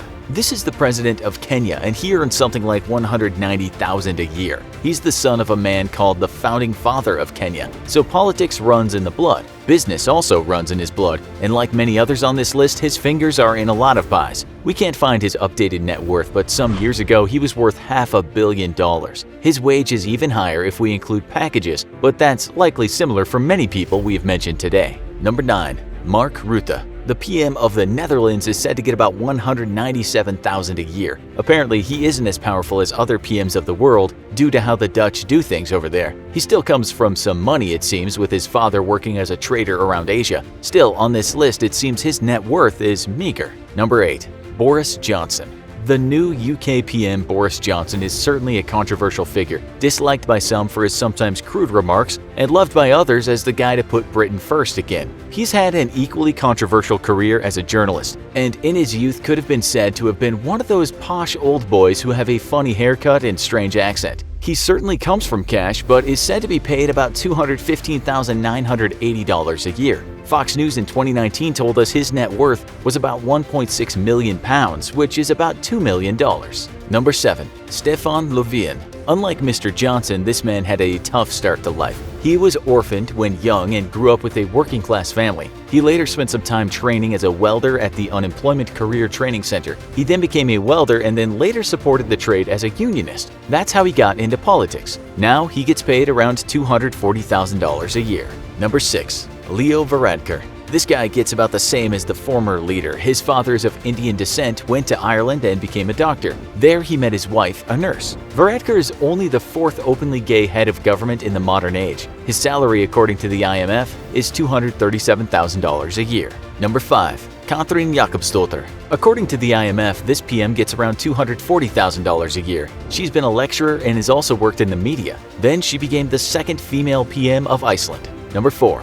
Justin Trudeau. The PM of Canada, we're told, earns around $260,000 a year. It's said money was given to him from his father, which in turn came from his grandfather. He is certainly a millionaire and has earned quite a bit of money from his side business. In 2019, it said he's worth $13 million. Others have put the figure closer to $10 million. Number 3. Jacinda Ardern. This woman was born to a cop and a catering assistant but got into politics really early and just climbed up the ladder. The New Zealand PM is said to earn a whopping $325,000 a year. While she makes the big bucks, she didn't come from cash, so she doesn't have the big bank account. Number 2. Donald Trump. Maybe the most controversial man on the planet right now is the American President Donald Trump. How much he has earned or lost is constantly speculated over. We know the White House wage is $400,000, but all added up it's closer to $550,000. When he came to office, he said he wouldn't even take $1 of that. He doesn't need to, with an estimated net worth of $3.1 billion according to Forbes in 2019. We should say that the Swiss leader and German leader get paid a bit more, but as you know, we haven't included everyone on this list. Number 1. Lee Hsien-loong. The same goes for the Hong Kong leader, Chief Executive Carrie Lam. She's a top earner, but she doesn't get as much as Singapore's PM Lee Hsien-loong, who earns a base salary of $1,610,000. Some news reports state that with all the extras added on, it's more like $2.5 million, which is some wage for a leader. It also said that he doesn't need that much and asked for a decrease. Does he need it? Not really. He's a successful businessman from a rich and powerful family, and he has a net worth of at least $50 million. The Mercedes-Maybach S600 sedan is a classy luxury vehicle. Sadly, such a vehicle is something I'll never afford on an infographics writer's salary. But you know who owns a pair of armored 2018 Mercedes-Maybach S600 sedans worth close to $500,000 each? North Korean dictator Kim Jong-un, and your bank might have helped him pay for them. Since the Korean War in the 1950s, there have been a few cycles of implementing and easing embargoes and sanctions on North Korea from the US and several other countries. In the last 15 years or so, each time North Korea conducts a nuclear weapons test or commits other infractions, the UN, EU, and several countries enact new sanctions. Currently, UN resolutions include banning North Korea from exporting gold, titanium, and rare earth materials, as well as coal, seafood, textiles, and lead. The EU also restricts elite North Korean citizens from purchasing luxury goods, traveling abroad, as well as targeting their financial assets and limiting banking transactions. Also, most importantly, sanctions prevent North Korea's import of weapons-related materials and petroleum products. But it's a cat-and-mouse game. North Korea is constantly attempting to find ways around sanctions, especially in regards to being able to build weapons. Kim Jong-un rules through fear and repression. He's extremely dependent on North Korea's nuclear program to showcase the military might of the country, not only to promote North Korea and intimidate other countries, but to maintain fear and patriotism in the hearts of his citizens. So how does North Korea funnel large sums of money into the weapons program? Are banks and other countries complicit in these schemes? New evidence reveals shocking ways North Korea funds its nuclear programs. Your bank could be involved. In the spring of 2020, the U.S. Justice Department pursued the agency's largest sanctions violation case ever. They indicted 28 North Korean and 5 Chinese citizens, alleging that they were behind an international money laundering enterprise. The clandestine web of fraud enabled over $2.5 billion in illegal payments from North Korea's nuclear weapons and missile program in violation of U.S. sanctions. Apparently, the 33 dependents operated out of several countries including Russia, China, Thailand, Libya, Austria, and Kuwait, running covert bank branches and more than 250 front companies to mask transactions and ultimately transfer funds to the Foreign Trade Bank, or FTB, North Korea's primary financial institution. The convoluted scheme had been running since 2013, when the U.S. Treasury Department Office of Foreign Assets Control sanctioned and blacklisted FTB from the U.S. financial system in an effort to directly limit North Korea's weapons building. Each covert branch or front company operated differently, depending on which country they were established in. The Justice Department is still untangling how some of the fraud maneuvers worked. So far, they've seized more than $63 million in laundered funds. Foreign financial institutions often maintain accounts in U.S. correspondent banks. Basically, correspondent banks support international wire transfers for foreign customers in currency that the foreign customer's local bank normally does not hold on reserve, such as U.S. dollars. This allows foreign entities to receive deposits, make payments or disbursements, and other transactions. FTB was blocked from using U.S. correspondent banks directly and indirectly. However, the secret banks and dummy companies hid the fact that the money originated from FTB. Therefore, correspondent banks processed payments they should have rejected. Front companies worth hundreds of thousands of dollars also made payments to U.S. companies with money that originated with the FTB. In addition to hiding the origins of money, North Korea had bypassed financial sanctions through offshore accounts, cryptocurrency hacks, and ransomware attacks. So in a real-world example, a North Korean hacker steals a couple million in bitcoins. The stolen bitcoin are sent through peel chains, or long chains of automated transfers to new addresses, with small bits and pieces of currency slowly peeled from the whole and sent to exchanges. Because the amount of sent bitcoin is small and comes from new or different accounts each time, the transactions don't trigger safeguards in place at the exchange, and the small bitcoin amounts are converted into hard currency. The hard currency ends up in the hands of a covert FTB branch who obscures the money origins further and hands off the money to a correspondent bank. Via the correspondent bank, FTB is able to further transfer the money or use the laundered money to purchase legitimate goods or services. Remember Kim Jong-un's My Box? A private buyer backed by a front company or correspondent bank account might purchase the luxury goods, oil, or weapons materials. The purchased cargo is then shipped through a variety of freight forwarding companies in several different countries. Sooner or later, most likely, the cargo ends up on a merchant ship flying a flag of convenience, sailing in the Western Pacific. Often these ships have complicated or shady records which obscure ownership and origination of the vessel, which can cause jurisdiction problems if the ship is stopped. Mysteriously, the merchant ship turns off its transponder and can't be tracked for days, if not weeks, at sea. After delivering its cargo to a North Korean port and returning to the sea, the merchant ship transponder suddenly begins working again. Often, money laundering and the import of sanctioned goods by North Korea is able to happen because of complicit institutions or officials who, in the pursuit of making money, choose not to look too closely at the paperwork crossing their desks. This has been an ongoing issue with some South Korean and Chinese institutions. The spring bust by the U.S. Justice Department is only a drop in the bucket and has at least temporarily closed some loopholes for North Korea. Most likely, the majority of the defendants charged will never go to trial as they have returned to North Korea or reside in other places where their chances of being extradited to the U.S. are low. Some U.S. officials believe that the best way to stop North Korea laundering money is to hit colluding institutions with millions in civil penalties or serious indictments. However, it's a delicate issue, and enacting an enormous penalty could damage U.S. relations with China and other countries. As long as North Korea is able to keep laundering money and funding its nuclear program, Kim Jong-un will proceed with missile testing. The U.S. Justice Department bust is only the tip of the iceberg. Will we be able to shut down North Korea's nuclear program before it's too late? In 1984, there were 9.8 million federal employees. By 2010, this became 11.3 million, only to decline to a little over 9 million by late 2017. Despite a significantly larger population, President Trump has goals to decrease the federal workforce yet further. This may not be the best news for many who enjoy the benefits of a government job. But just what does such employment have to offer? Let's find out in this episode of the Infographic Show. How much does the average federal worker earn? How much do different positions in the government earn?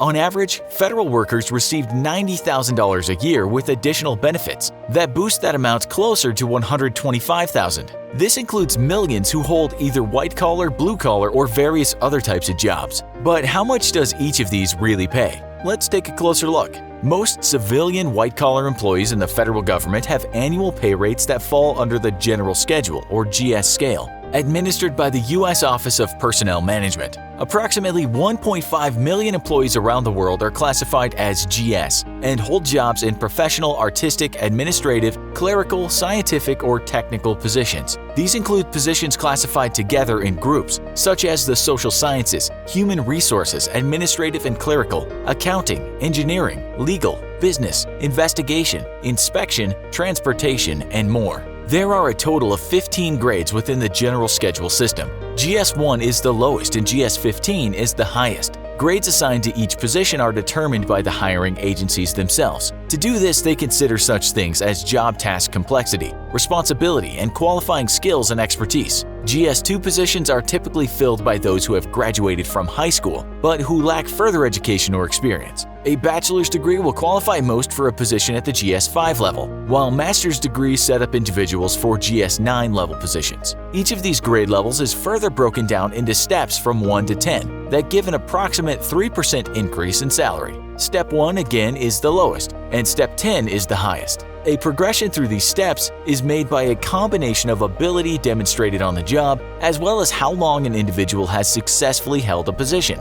The rate that most advance at is as follows. It takes 1 year to pass through each of the first 3 steps, 2 years for each step from 4 to 6, and 3 years for steps 7 to 9. Based on this general rule, it will take approximately 18 years to move through each and every step within a GS grade. However, this does vary. Truly exceptional employees, for instance, may move more quickly to achieve higher pay faster than others with less skill or dedication. However, there is a limit of 1 step increase per year per employee. Most entering into a GS job will begin at the first step within their grade. However, there are some exceptions here as well. For positions where employees are hard to come by, or where an employee with qualifications above and beyond what is expected, they may begin at a step above the first. The same holds true for certain federal employees moving from a different type of job to a GS position. And of course, higher GS grades may be achieved through promotion, though this is typically not done until after a minimum of 1 year on the job.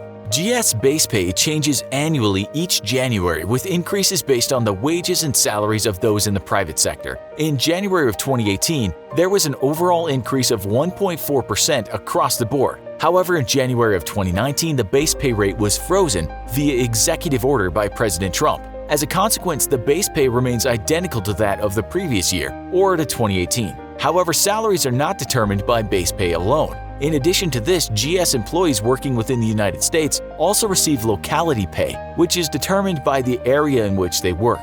The exact percentage is calculated with U.S. Bureau of Labor Statistics data. Locality pay is broken up into regions, 47 to be exact, with 44 of these covering major areas within each state. 2 cover the entire states of Alaska and Hawaii, with each state having 1 locality each. Any areas left out fall under the rest of the U.S. locality. According to the current GS salary table, Step 1 for Grade 1 provides an annual base pay of $18,785. However, with a high school diploma, most would start at Grade 2 Step 1, which is $21,121 per year. A bachelor's qualifies most for Grade 5 Step 1 with $28,945 each year, and those with a master's could begin a Grade 9 Step 1 job with $43,857 a year. The amount of increase for each step within these grades is greater as the grade goes up. For Grade 2, the amount per step varies, and there's an increase of $502 from Step 1 to Step 2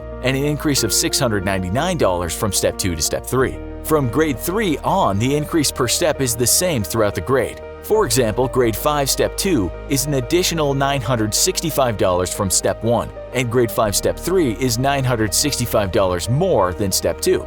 Grade 9 Step 2 is a $1,462 increase from Step 1, and the third step is a $1,462 increase from Step 2, and so on. At Step 10, after approximately 18 years on the job, and before achieving the next level grade, those who started at Grade 2 with a high school diploma will make a base pay of $26,585. Those who started with a bachelor's at Grade 5 will earn $37,630, and those with a master's who began at Grade 9 will earn $57,015. Those who achieve employment at the very highest grade in their position, or Grade 15, will start with an annual salary of $105,123 and make it to $136,659 by the 10th step. However, as previously mentioned, locality pay is added to this base. Therefore, although the base pay for a Grade 1 Step 1 job is set at $18,785, once this extra amount is added, someone beginning this job in Alaska would make $24,049, while someone in the same position would make $22,247 in Hawaii. For other states further divided by region within the state, employees will make different amounts depending on which city they live in. Someone in Los Angeles, California, for example, would make $24,528 at Grade 1 Step 1, while someone in Sacramento would make $23,455, and another person in San Francisco would earn $26,164. So, whereas base pay is the starting point for salary calculations, the actual amount earned depends on the specific location.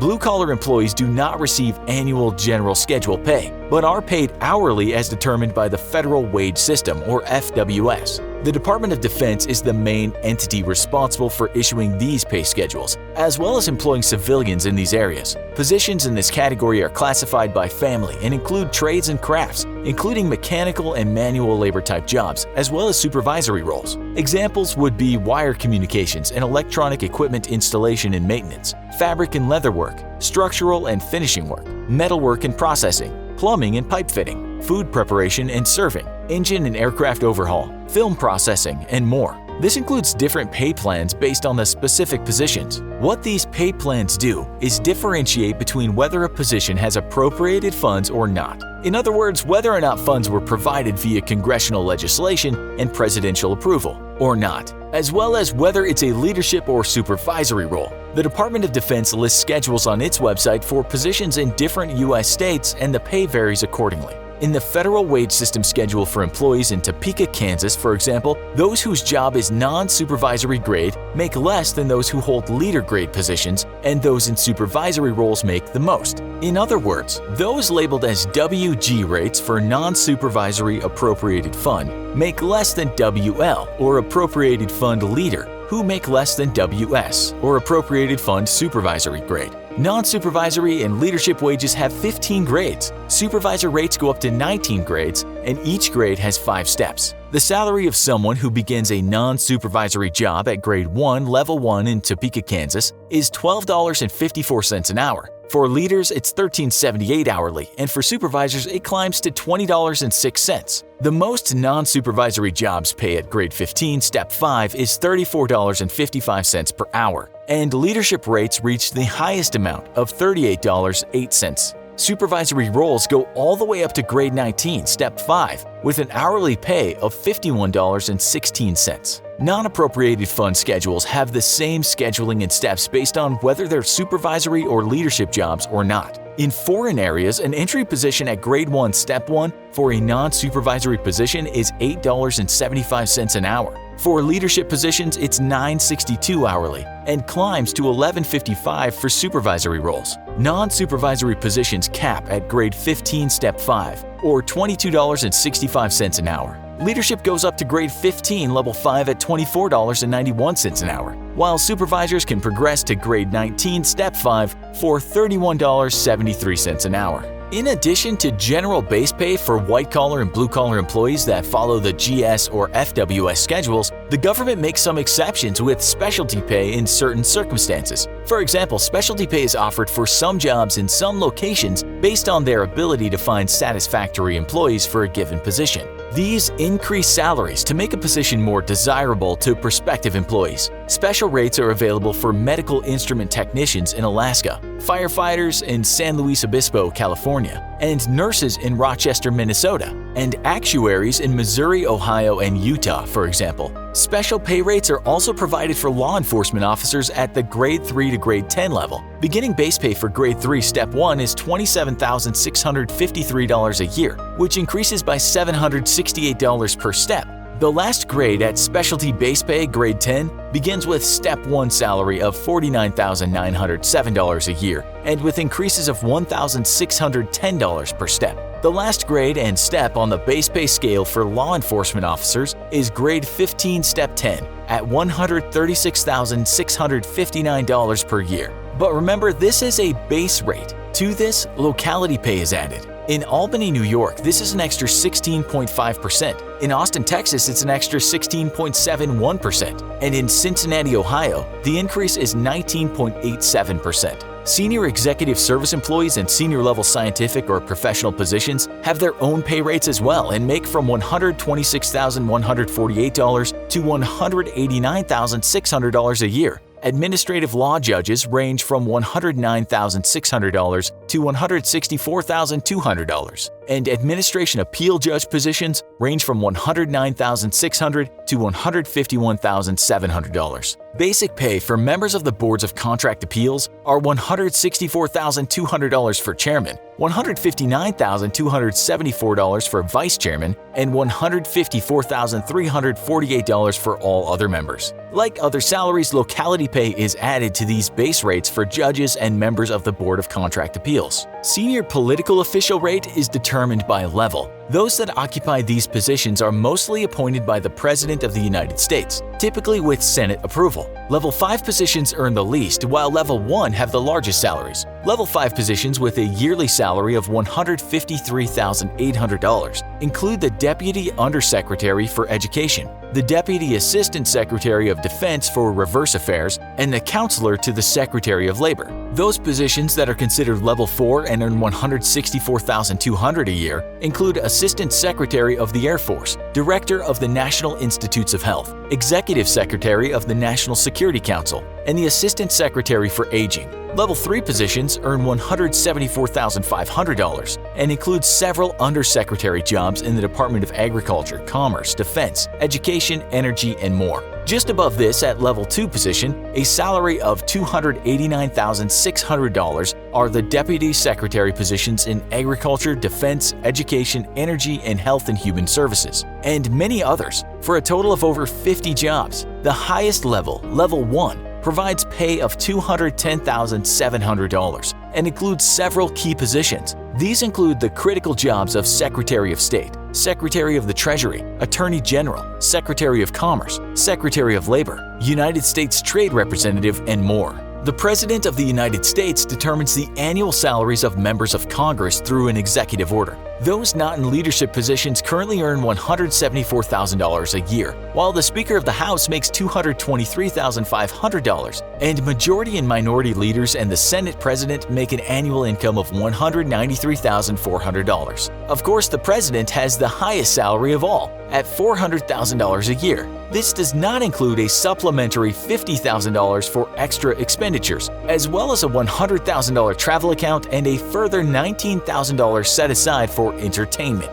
The Vice President was one of the few positions to get a January 2018 raise. Pay increased from $230,700 to $243,500, or by 5.5%. First Lady Melania Trump, as advisor to the President, makes no income at all. From white-collar to blue-collar to specialty and executive branch pay, the benefits of different positions vary. Like the private sector, most increase with skill level and experience over time, and typically reflect a similar rate of pay. From the beginning, Michael was a man with a plan. On the Saturday afternoon of May 19, 1984, during the second round of a taping of the CBS game show Press Your Luck, Michael put that plan into action. When all was said and done, Michael walked away with over $100,000 in cash and prizes. At the time, the largest one-day total ever won on a game show. This is how Michael Larson cracked the Press Your Luck game show code. Michael, a Mr. Softy ice cream truck vendor from the small town of Lebanon, Ohio, always had a tendency toward get-rich-quick schemes. He liked to watch infomercials that promised the viewer a secret to earning riches. Michael believed that game shows contained secret hacks, and that if he could just crack one, he'd win. In the fall of 1983, Michael became fascinated with Press Your Luck, a brand new daytime broadcast game show, which had premiered in September of that year. Press Your Luck was billed as a cutting-edge game show featuring flashy, technologically advanced audiovisual equipment. The game show had simple rules and a straightforward structure. Each episode began with the host asking 3 contestants a series of trivia questions. The opponents would buzz in. The first person to hit the buzzer would get to try to answer the question. Correct buzz-in answers earned 3 spins, while correct multiple-choice answers earned 1 spin. At the end of each round, the players would take turns spinning on the massive game board called the Big Board. The Big Board was made up of 18 backlit squares through which constantly rotated various cash and prizes such as appliances, jewelry, and vacation packages. The Big Board also contained a pick known as a whammy. During a spin, an indicator light rapidly shuffled around the squares, lighting them up. The player would then choose when to slam down a big red button, halting the indicator. The contestant then won whatever prize was featured on the illuminated square. At the end of each spin, the player had the option to press their luck by spinning again, or they could pass any remaining spins on to the next contestant. If a player landed on the show's trademark whammy, a tiny cartoon gremlin in a red suit would steal all the money they'd won up until that point, sending the hapless contestant back to zero and passing the turn on to the next player. After obsessively watching Press Your Luck, including recording episodes to VHS and pausing to study various frames, Michael discovered that the light selector moved around the big board in 5 patterns. He also realized that when counted clockwise, with number 1 being the top left corner around the board, the 4th and 8th squares always had cash and never were whammies. Furthermore, square 4 always contained the largest cash amount, and in the second round, contestants were awarded an additional spin if they landed on those spots. Theoretically, Michael could play Press Your Luck Big Board in the second round for as long as he wanted if he could memorize and use the patterns. So that's exactly what he set out to do. Over the next several weeks, Michael memorized every possible pattern. Then in May of 1984, Michael scraped together some money and bought a discount airline ticket to fly to Los Angeles and audition for Press Your Luck. Though Michael was charismatic and clearly loved the show, later the show's contest coordinator Bob Edwards claimed that he had a funny feeling about Michael from the start and didn't trust him. Unfortunately, Bob's decision not to cast Michael was overruled by executive producer and director Bill Carruthers. Michael was booked as a contestant on the 4th episode of a Saturday afternoon taping. His episode was meant to air Friday, June 8, 1984. The two contestants competing against Michael were Janie Littress, a dental assistant, and Ed Long, a Baptist minister. Ed was Press Your Luck's returning current champion, having won $11,516 on the previous episode. The show began like any other, with an excited live studio audience and host Peter Tamarkin engaging in some friendly banter with contestants. Michael got off to a rocky start. On the second trivia question, he pressed the buzzer prematurely, interrupting Peter. He gave an answer in that addition to being wrong was quickly revealed to be a poor answer when Peter completed asking the question. Michael finished the round earning only 3 spins, while Ed earned 4 and Janie 10. Per the game rules, since Michael had the lowest number of spins, he got to play the big board first. On Michael's first spin, he faltered and hit a whammy. But then Michael took a deep breath and focused, concentrating on the board. He hit square number 4 twice for $1,250 and finished the round with $2,500. However, he was still in last place. Ed and Janie each finished the round without a whammy and won $4,080 and $4,608 respectively. In the second trivia round, Michael did slightly better and earned 7 spins. Once again, since he was in 3rd place, he got to play first at the big board. Michael carefully relied on his pattern strategy, aiming for squares number 4 and number 8. He quickly won over $10,000. He also deviated from the pattern to win prizes. Landing on square number 7 won him a trip to Kauai, Hawaii, worth $1,636. Square number 17 was worth $700 and a spin. Square number 6 earned Michael the pick a corner, and he was given the choice of $2,250 in square 1, $2,000 in square 10, or $1,500 and a spin in square 15. He chose number 1 with $2,250. Then he won a sailboat worth $1,015 by landing on square number 7. The director began to get worried. An episode of Press Your Luck ran for a 30-minute time slot, and generally, they would cut to commercials when a contestant hit a whammy, and there was a break in play. With Michael sticking to his memorized patterns and hitting targeted squares each time he spun, he was on a roll with no break in the gameplay. The director decided to simply keep filming. As Michael continued to spin, earning his way to $40,000, up in the control booth, the show's executives took notice. Something wasn't right. Michael was unnaturally lucky. The odds of hitting a whammy were 1 in 6 spins, and Michael had already spun over 10 times. Meanwhile, the studio audience was going wild, cheering Michael on each time he added more money to his winnings. Michael basked in the spotlight, grinning and raising his arms in victory. Each time he hit his desired square and racked up a win. Soon, he was at $50,000 and then $60,000. By this time, an astounded Peter was begging Michael to stop. The host's nerves were totally frazzled. Michael's opponents could only stand there, dumbstruck and confused. Behind the scenes, CBS executives were calling each other, trying to figure out a way to stop the game. The show was seriously losing money and in danger of going bankrupt. However, as Michael wasn't breaking any of the game's rules, the executives couldn't stop it. Finally, Michael stopped once he reached $102,851. By this time, he had made 40 spins on the board without hitting a whammy. For 37 of his spins, he had won cash. After announcing he was passing his remaining 4 spins, the audience gave Michael a standing ovation. Per Press Your Luck's rules, Janie received Michael's remaining 4 spins. However, since she was the leader after the first round, Ed, who was in second place and had 2 spins, got to go first. A flustered Ed immediately hit a whammy and lost the money that he had earned in the first round. Then Ed hit a square worth $5,000 and a spin. On his next spin, he won yet another spin, but then he hit a second whammy with his final spin and went back to $0. It was finally Janie's turn. On her first spin, she hit a whammy and lost the $4,608 she had won in the first round. but she still had 6 spins. The remaining 3 Michael passed to her, and 3 she had earned in the second trivia portion of the game. Janie ended up earning $9,385 in cash and prizes in 5 total spins. Since she managed to hit squares with extra spins, she only used 3 of her spins. Janie passed her remaining 3 spins to Michael. A smart strategic move. If Michael got one whammy, he'd lose his entire winnings and Janie would win the game. Unfortunately for Janie, that wasn't going to happen, since Michael was operating via knowledge and not chance. Michael was agitated to have another turn so quickly. He was tired and beginning to have a hard time concentrating. He played a few more spins. On his final spin, he won a trip to the Bahamas, valued at $2,636. Michael passed his remaining spins to Janie. She failed to earn any additional spins with him, ending the game. Michael's final cash total was $104,950. Overall, Michael had won $110,237 in cash and prizes. His winnings were equivalent to $266,000 in 2018. At CBS, a storm was brewing.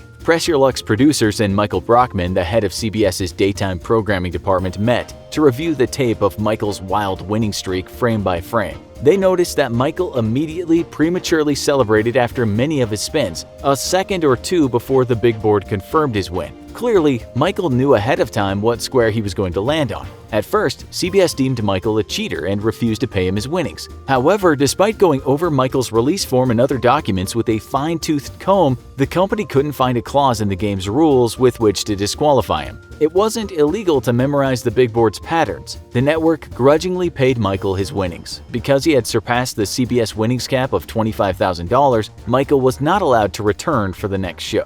CBS immediately reworked Press Your Luck's big board to use a new set of 5 patterns. The next month they changed the patterns again. In August of 1984, the big board was fully reprogrammed with 32 patterns, making it impossible for any future contestant to win with Michael's memory trick. Press Your Luck ended up running 2 more years until it was canceled in September of 1986. Initially, CBS wasn't going to broadcast Michael's episode, but eventually relented. It was shown as a special 2-part event. Part 1 aired Friday, June 8, 1984, with the second episode airing on Monday, June 11th. The episodes earned the highest ratings in Press Your Luck's history. Michael's winning episodes were then buried in the vault by CBS, who wanted to forget the whole embarrassing ordeal. Even after the Game Show Network, or GSN, bought syndication rights to Press Your Luck, CBS and the game show's producers didn't want Michael's episodes to air. 19 years later, on March 16, 2003, GSN was finally allowed to air the episodes as part of a 2-hour documentary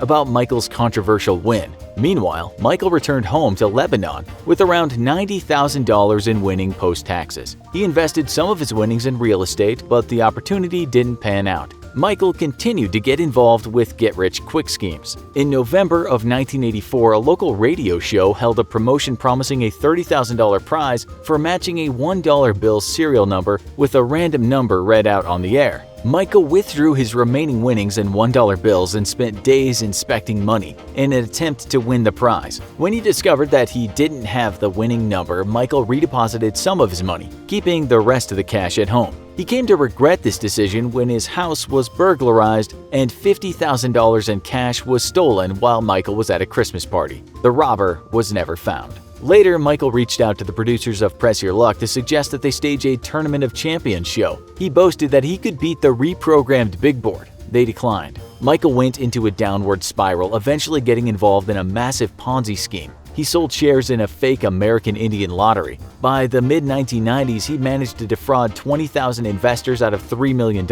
With authorities including the IRS and FBI hot on his trail, Michael fled Ohio and disappeared. His whereabouts were unknown until his death from cancer on February 16, 1999, in Apopka, Florida. Aside from fraud and getting involved in questionable schemes, Michael achieved an amazing feat. His legendary winning streak on Press Your Luck necessitated keen observation skills, dedication, and confidence to perform well under pressure in front of a live audience, not to mention superior mnemonic memory skills. I want to see good financial returns, but also to me there's the extra psychic return of having my creativity and technological vision bear fruit and change the world in a positive way, Jeff Bezos once said. While some may question if he's made the world a better place, we can certainly say he's made some good financial returns. He is the richest man in the world, and it's reported that he was worth $143,810,231,459.23 at 3:55 p.m. on February 26, 2019. This number will of course fluctuate, and it's said his divorce will take a considerable chunk out of his fortune. Before we talk about how he made his billions, let's first try to get it into our heads just how much cash this man has. As we said, his worth changes a lot, and that's due to many factors, but let's just say for now he has around $140 billion.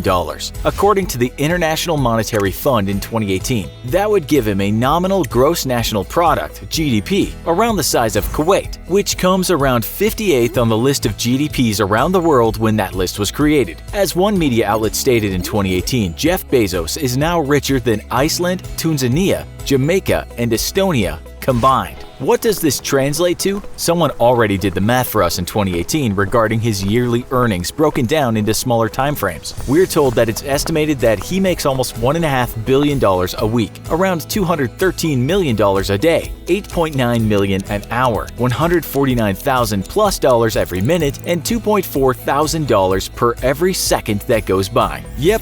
For every minute he lies in bed, watches reruns of The Apprentice, picks his nose, or carves a pineapple, he's earning as much as a very well-paid employee in the United States earns in a year. In an hour, he's rich, and in a day, he's taken in more than most people in the entire world could only wish for. If you're watching this from Malawi, where the World Bank states the gross national income per year is on average $320, you might be trying to get your head around how much time it takes Mr. Bezos to earn your yearly wage. The answer, in short, is not very long at all. Maybe about the time it takes to blink if you do it fast. You get the picture. This man is mind-bogglingly rich. Imagining his wealth is like trying to fathom just how many planets and stars there are moving about in the cosmos. Let's just say he is cosmically rich, astronomically wealthy, and it's universally accepted that no one knows how to create a cash stack like Jeff. But how did he do that? Well, we first have to look at young Jeff, the millionaire in the making, the billionaire in the beginning. Bezos was born on January 12, 1964. That makes him a Capricorn. And if you believe in that kind of thing, you'll know this star sign is supposed to be ambitious, proud, and goal-oriented. He took his first breaths in Albuquerque, New Mexico, but was raised in Houston, Texas. He wasn't from some rich family, and when he came screaming into this world, his mom was a 17-year-old high school student, and his pop owned a bike shop. These two got married, and they became the Jorgensen family. But that didn't last long, and when Jeff was 4, his mother married a Cuban man named Miguel Bezos, sometimes called Mike. If you're wondering what happened to Jeff's birth father, in 2013, USA Today said Ted Jorgensen had just found out who his son was and wanted to reconnect. I didn't know where he was, if he had a good job or not, or if he were alive or dead, he was quoted as saying. So we have a young Jeff and his mother and her new husband. They were still not well off, but Mike got himself a degree and ended up working as an engineer. It's said even at a young age, curious Jeff was interested in how things worked in his home, and at times he was able to rig contraptions of his own around the house. He graduated from messing with his family's appliances and moved on to more scientific work in high school, where he graduated as valedictorian. It was there he started his first enterprise, an educational summer camp called the Dream Institute. At this time, he was also fascinated with computers. In 1986, he left Princeton University with a 4.2 grade point average, and he was a whiz at computer science, as well as being a young man that was seen as exceptional in many areas. You can't really go wrong after that, and he soon was offered jobs at lots of big firms, but he settled with a position at FinTech. Soon after, he worked for the investment firm D.E. Shaw, and that's where he met his wife-to-be, the novelist Mackenzie Tuttle. This is not a family show, but a money show, although we'll tell you that he had 3 sons with her and they also adopted a girl from China. That likely went very well for a while, but after some time being separated, his wife did what she did best and penned a letter. This was a Twitter post that announced her and Jeff were splitting up. We certainly aren't going to go into the controversial things that happened after that, but suffice to say, they had some marital problems. If she gets her 50% of his wealth, she will become the richest woman in the world. Okay, back to the cold hard cash question. In 1993, Bezos started an online bookstore. A year later, he founded a company some of you might know called Amazon. This wasn't his first choice of name, but he settled with Amazon because the jungle was massive and exotic, and that's what his company would be. The Amazon jungle is packed with an incredible array of flora and fauna, and his company would become packed with an incredible number of things. He had to borrow some cash to get this started, and while it only sold books in the beginning, he always said later Amazon would branch out into many products. But books were successful alone, and in a month his company was selling them to people in 45 countries, bringing in $20,000 a week for the startup. A few years later, and with millions raised for his now public company, he started to include music and many other consumer products. At the time, many other .com businesses were failing or sunk, but not Amazon. It said yearly sales in 1995 were around $510,000, but in 2011, a cool $17 billion. But rewinding a little, we must remember that Bezos started to put his long fingers in many other pies. In 2002, he launched the cloud computing platform Amazon Web Services, something which would end up being very useful not just for companies or individuals but for governments. Amazon also came out with the Amazon Kindle in 2007. Another area he went into was publishing, and in 2013 he bought the Washington Post company. What else did he do? Well, a lot, really. Amazon has an AI arm, which if you follow tech news has done things like develop facial recognition technology. The company that became the world's biggest shipping firm has come up with novel ways to deliver packages, such as by drone, and has implemented new technologies into its warehouses. Then there's the video-on-demand service Amazon Prime, and original content producer Amazon Studios, and also Amazon Publishing. You also have cashless Amazon Go stores and the $13.4 billion acquisition of the Whole Foods Market, a specialist supermarket. In terms of revenue, Amazon was said to be the biggest tech company in the world in 2018, with a revenue of $232 billion. It's also said to be worth in the region of $800 billion, but Apple beats Amazon for first place in that category at a value of around $930 billion. Amazon also employs quite a few people, with 613,300 folks working for the company around the world. The question now is, how does all this success relate to cash going into Mr. Bezos' rather large pockets? Well, as you can guess, the main part of the business is the website Amazon.com. You know that because you've likely bought something there. We mean, who hasn't over the age of 18? The fact is, most people are using the site means Jeff Bezos is a very rich man. Bloomberg, that reports Bezos' wealth to have risen as high as $161 billion in 2018, tells us that he owns 16% of the company Amazon. You already know how much the company is worth and how much that company pulls in, so that 16% he owns is where the lion's share of this money comes from. Bloomberg also says he has sold some of his shares in Amazon to fund his space exploration company Blue Origin. But basically, when you consider that Bezos owns 78.8 million shares of Amazon, and each Amazon share is worth $1,636.46 at the time of writing, well, you can see why he's so rich. If you're wondering how Amazon.com makes money, well, it's mainly from general retail and the money people pay to sell stuff there, either as individuals or professional retail third-party sellers, but also from shipping fees, warehouse fees, deals, and more. The chunk of cash comes from retail and a bit more from third-party sellers on Amazon.com, but as we said, Amazon Web Services has also done well, and according to Forbes, it saw a revenue of around $25 billion for 2018. Amazon Prime brings in around another $6 billion, and a few more billions are made from ads and things such as co-branded credit card agreements. If you're wondering what sells best on Amazon, books are only in third place now, with household items coming in first place and toys and games in second place.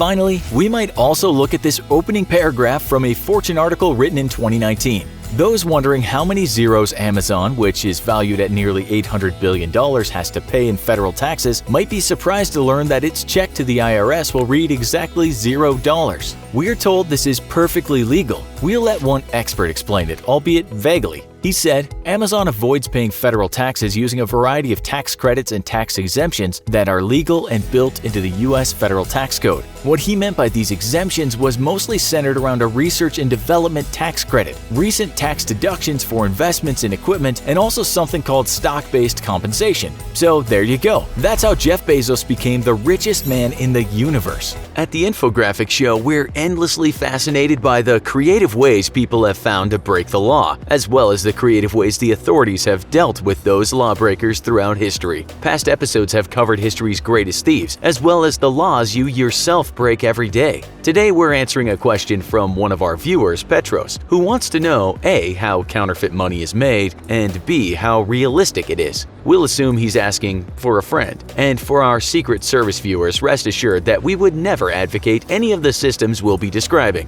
As you'll see, counterfeit money is a niche crime requiring a great deal of skill and organization to do well, and probably not even worth trying for small-time operators. So warnings noted, here's what you would do if you did, which you shouldn't. Counterfeiting has been the bane of all money-based economies, and the penalties in former times were surprisingly harsh. In 17th century Britain, for example, men caught counterfeiting were hanged, while women were burned at the stake. Yes, somehow they even managed to work sexism into that arena. The death sentence was a common penalty for counterfeiting until relatively recently. It was seen as a challenge to state authority, and on a more practical level, fake money threatened to slow down national economies by making people less likely to accept any money at all. Widespread counterfeiting also had the potential to cause rapid inflation by increasing the total money supply, although it took until the early modern era for this second principle to really sink in. Countries at war took to flooding their enemies with counterfeit cash as a way to wreck their economy, although the logistics sometimes prevented the scheme from working. In World War II, the Nazis printed up a supply of fake British pound notes, which they intended to drop from airplanes flying over Great Britain. This plan literally never got off the ground.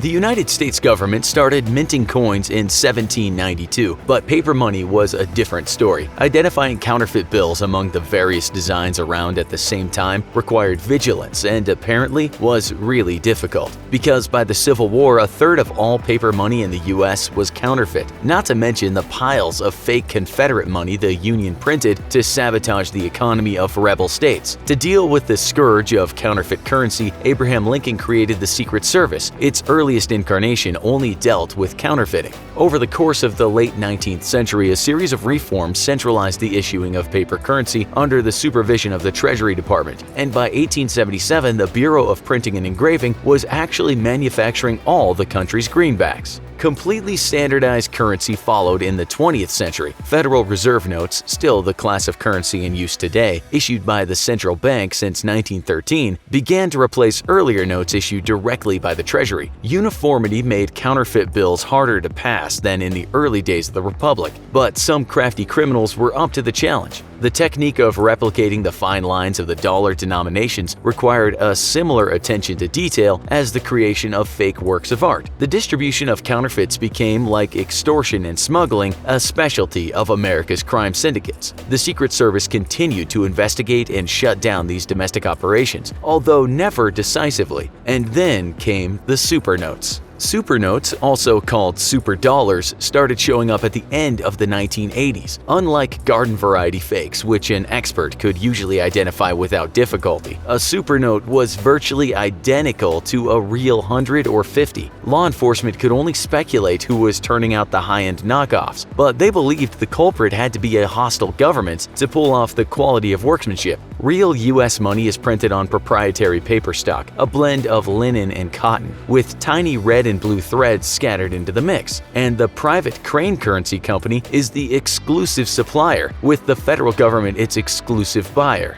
Genuine dollars also require intaglio printing, a multi-stage process that creates a distinct texture. Whoever was making the supernotes had access to equipment functionally identical to the US government. Suspects initially included East Germany and Iran, although conventional wisdom settled upon North Korea. Speculation even pointed to the CIA as the underground operation. The source remains unknown. With a new level of technique threatening to make serious dents in public confidence, or perhaps even the stability of the dollar, the Treasury Department, Federal Reserve, and Secret Service worked on the first major paper note redesign in decades, with a new version of the 100 released in 1996. The new security features included a watermark and the now familiar security strip, which glows pink under a blacklight, microprinting beyond the scope of most consumer digital processes, ink that changes color when viewed at different angles, and a hologram. As new versions of other denominations followed, a common tactic was to continue to mimic the old designs, which were still legal tender. And despite the formidable obstacles thrown up by the new hundreds, 50s, and 20s, almost immediately counterfeiters began to reverse engineer the details. It's perhaps unsurprising that next-generation supernotes hit the market, given the resources available to their printer, whoever it was. But street-level printing was also quick to catch up, with the notorious Art Williams Jr. setting the standard.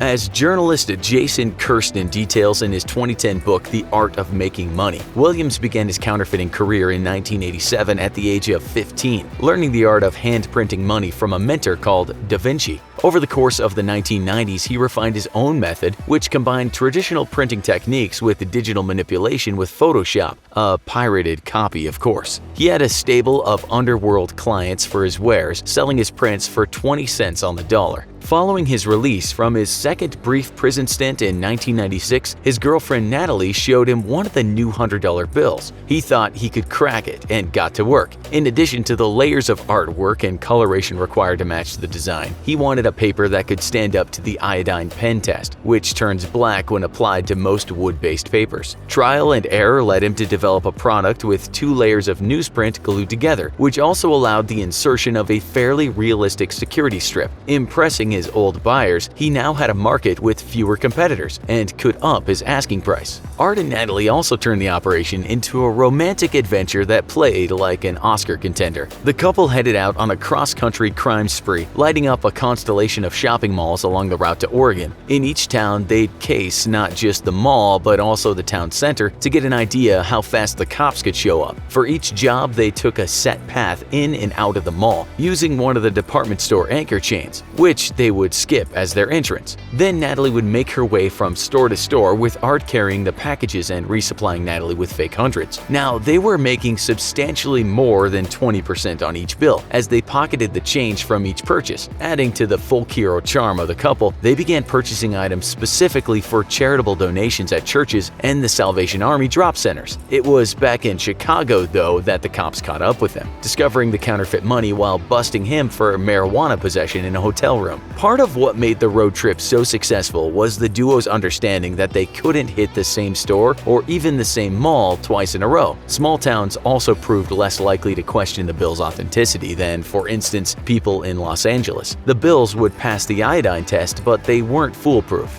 Meanwhile, in the late 90s and early 2000s, another tier of counterfeiter emerged on the scene. In a trend analogous to music file sharing, enterprising teens and 20-somethings started realizing the potential of high DPI inkjet printers. Many of these 2-bit forgers never successfully passed a single bill, with law enforcement sometimes seeming more embarrassed for them than anything. Some kids were pragmatic, printing low-denomination bills for routine purchases. In many cases, they were using regular printer paper, which feels totally wrong, smooth instead of textured, and a magnifying glass could reveal the blurred details. Others were more ambitious, bleaching the color off of singles or fives and reprinting them as $100 or $50 bills. By 2004, 40% of the counterfeit currency in the US originated in these small-scale DIY setups. The real action, though, was happening in South America. Colombia, for a time, dominated the professional counterfeiting market, developing a distribution network along the lines of the drug cartels that once held a grip on that country. But Peru proved to be the lasting home of the industry. Labor costs in Peru are especially low, and even though the US Secret Service now has its own office in the country's capital of Lima, enforcement remains a challenge. Dealing with fake currency is a fact of daily life in the capital, and cashiers keep a hole punch by the register, ready to destroy any bills their customers try to pass. The manufacturing process uses high-end offset printing equipment, which involves the automated etching of metal plates based on finessed photos.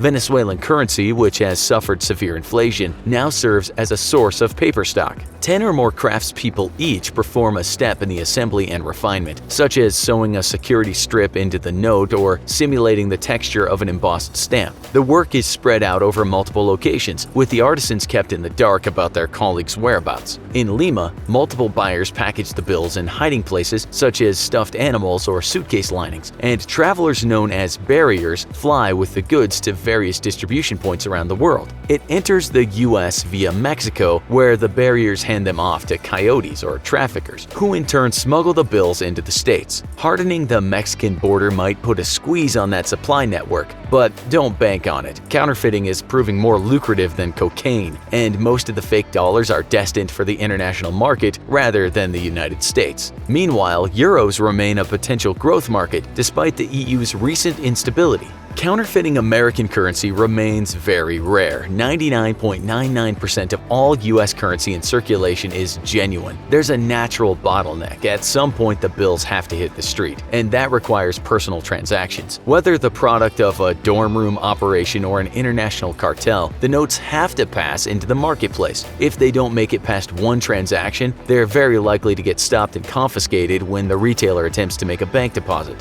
Banks send money through scanners to read the magnetic signature of the ink. Even the best Peruvian reproductions fail that test. There's no compensation by the bank or the feds, since for all they know, you're trying to run the scam yourself. It's a frustrating moment for you if you're the consumer who's out $100, but the bill is out of circulation. The economy as a whole doesn't suffer too much, although there is some loss of confidence. You've probably noticed signs at a mom-and-pop shop indicating that they won't take anything bigger than a 20. Or maybe you haven't because you pretty much don't use cash anyway. After a centuries-long arms race between states and scoundrels, the ultimate demise of fake money could come with the decline of real money. Fraud, though, is here to stay. Identity theft and counterfeit goods are much bigger business than the quaint art of printing your own money.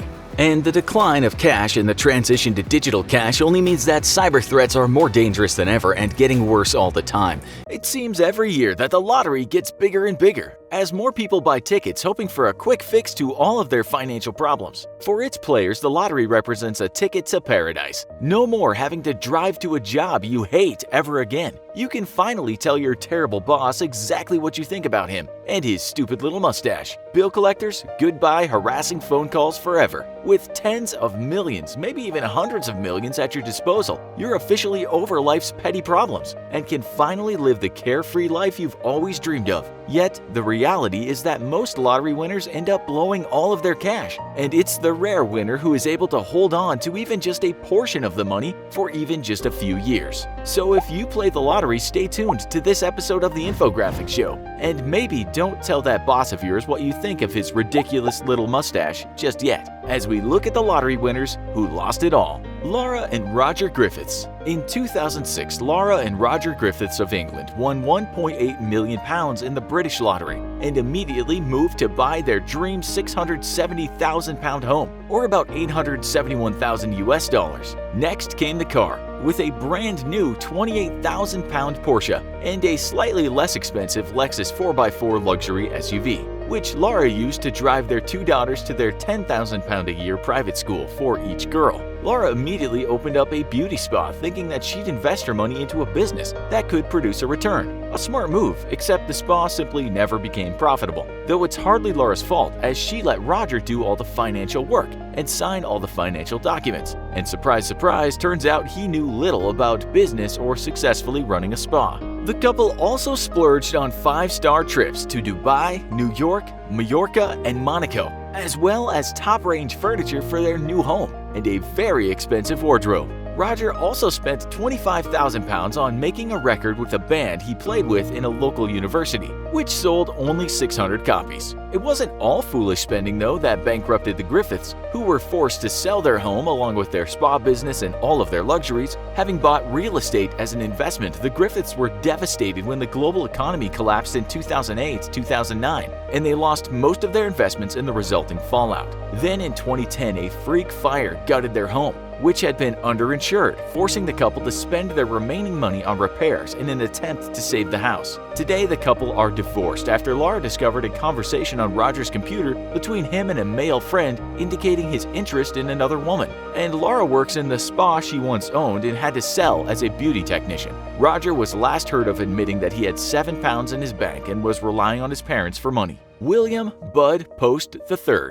In 1988, William Bud Post III won $16.2 million after buying a lottery ticket with just $2.46 in his bank account. He pawned a ring worth $40 and gave his landlady and occasional girlfriend the money for a bunch of tickets, amongst which was the winning ticket, settling for 26 annual payments of $497,953.47. A smart move for any would-be lottery winner, by the way. He had already blown $300,000 of it within 2 weeks of receiving his first payment. He'd acquired a liquor license, purchased a lease on a Florida restaurant for his brother and sister, and a used car lot along with its fleet for another brother. He'd also bought a twin-engine plane even though he didn't have a license. Within just 3 months, he was already $500,000 in debt, mostly from the properties he'd bought for his siblings. A year later, Post officially cut ties with his siblings and moved into a mansion in Oil City, Pennsylvania, which he bought for $395,000,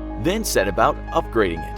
That's when his former landlady and occasional girlfriend sued him for a portion of the winnings, claiming that he had promised her a part of the win, something he vigorously denied. No matter, 3 years later a judge ordered him to pay her 1/3 of his winnings, though by that time most of the money was being spent on his mortgage payments. In 1992, when he refused to hand over his annual payment to satisfy the judgment against him, the same judge ordered a freeze to all his payments until the matter was settled. Post immediately began selling all of his assets, or at least as many as he could. The mansion he'd bought and planned to fix up was a crumbling mess, with plywood covering up some of the windows, missing shower stalls, a swimming pool full of random junk and debris, and an old car on blocks in a yard full of weeds out front. In 1996, he launched on a final ploy to get out of his crushing debt, selling the mansion for a measly $65,000 and auctioning off the remaining 17 lottery payments he was due, something we had no idea you could legally do.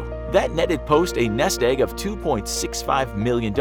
Not bad, even though he should have been earning a total of over $8.5 million if he'd managed his money wisely. Unfortunately, just 1 year later, he'd spent almost all of the remaining money on his debts: 2 homes, another truck, 3 cars, 2 Harley-Davidson motorcycles, a luxury camper, and $260,000 sailboat docked in Biloxi, Mississippi, which he'd planned to use to start a charter fishing business. If that wasn't enough, one of his own brothers was arrested for hiring a hitman to try to kill him, hoping he'd inherit some of his winnings. Post would go on to live on food stamps and $450 a month stipend until his death in 2006. Marty and Kay Tot. Not all lottery winnings are lost due to incompetence or greed, and what has to be the fastest loss of all lottery winnings in history came down to nothing more than bad luck. Marty and Kay Tot were a newlywed couple watching their TV one night when they saw a news story about the lottery's unclaimed jackpot, with the winning numbers listed on the screen. Realizing those had been the numbers that they played, the couple immediately tore up their apartment looking for the winning ticket.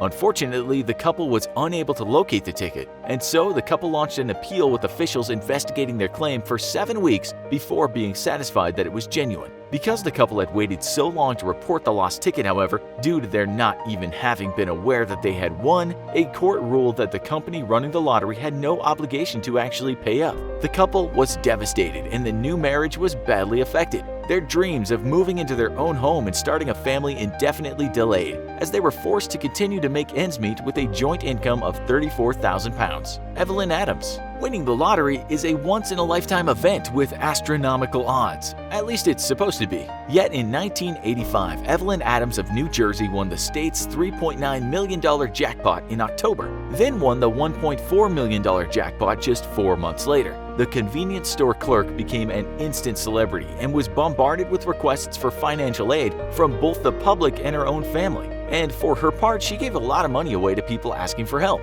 Most of her family members whom she helped financially did not seem to think that they had any obligation to repay her. And while some of her family was good-natured about her win, others were angry because she had so much money. At first, Adams spent the money wisely, buying the convenience store she worked at. Imagine that revenge against your boss. And returning to school to study music, with the goal of one day opening a music store. Unfortunately for her prudent planning though, Adams would go on to gamble most of that money away in Atlantic City a few years later. Gerald Muswagon. In 1998, Gerald Muswagon won a $10 million jackpot on a $2 Super 7 ticket. Immediately, Muswagon launched on an incredible spending spree, buying new vehicles for himself and his friends, as well as a home that was turned into a nightly party pad fueled by large amounts of drugs and alcohol. After 2 years of hard partying and splurging on luxuries for himself and his very bad influence friends, Muswagon started trying to get a grip on his life and started a logging business which quickly flopped due to low sales.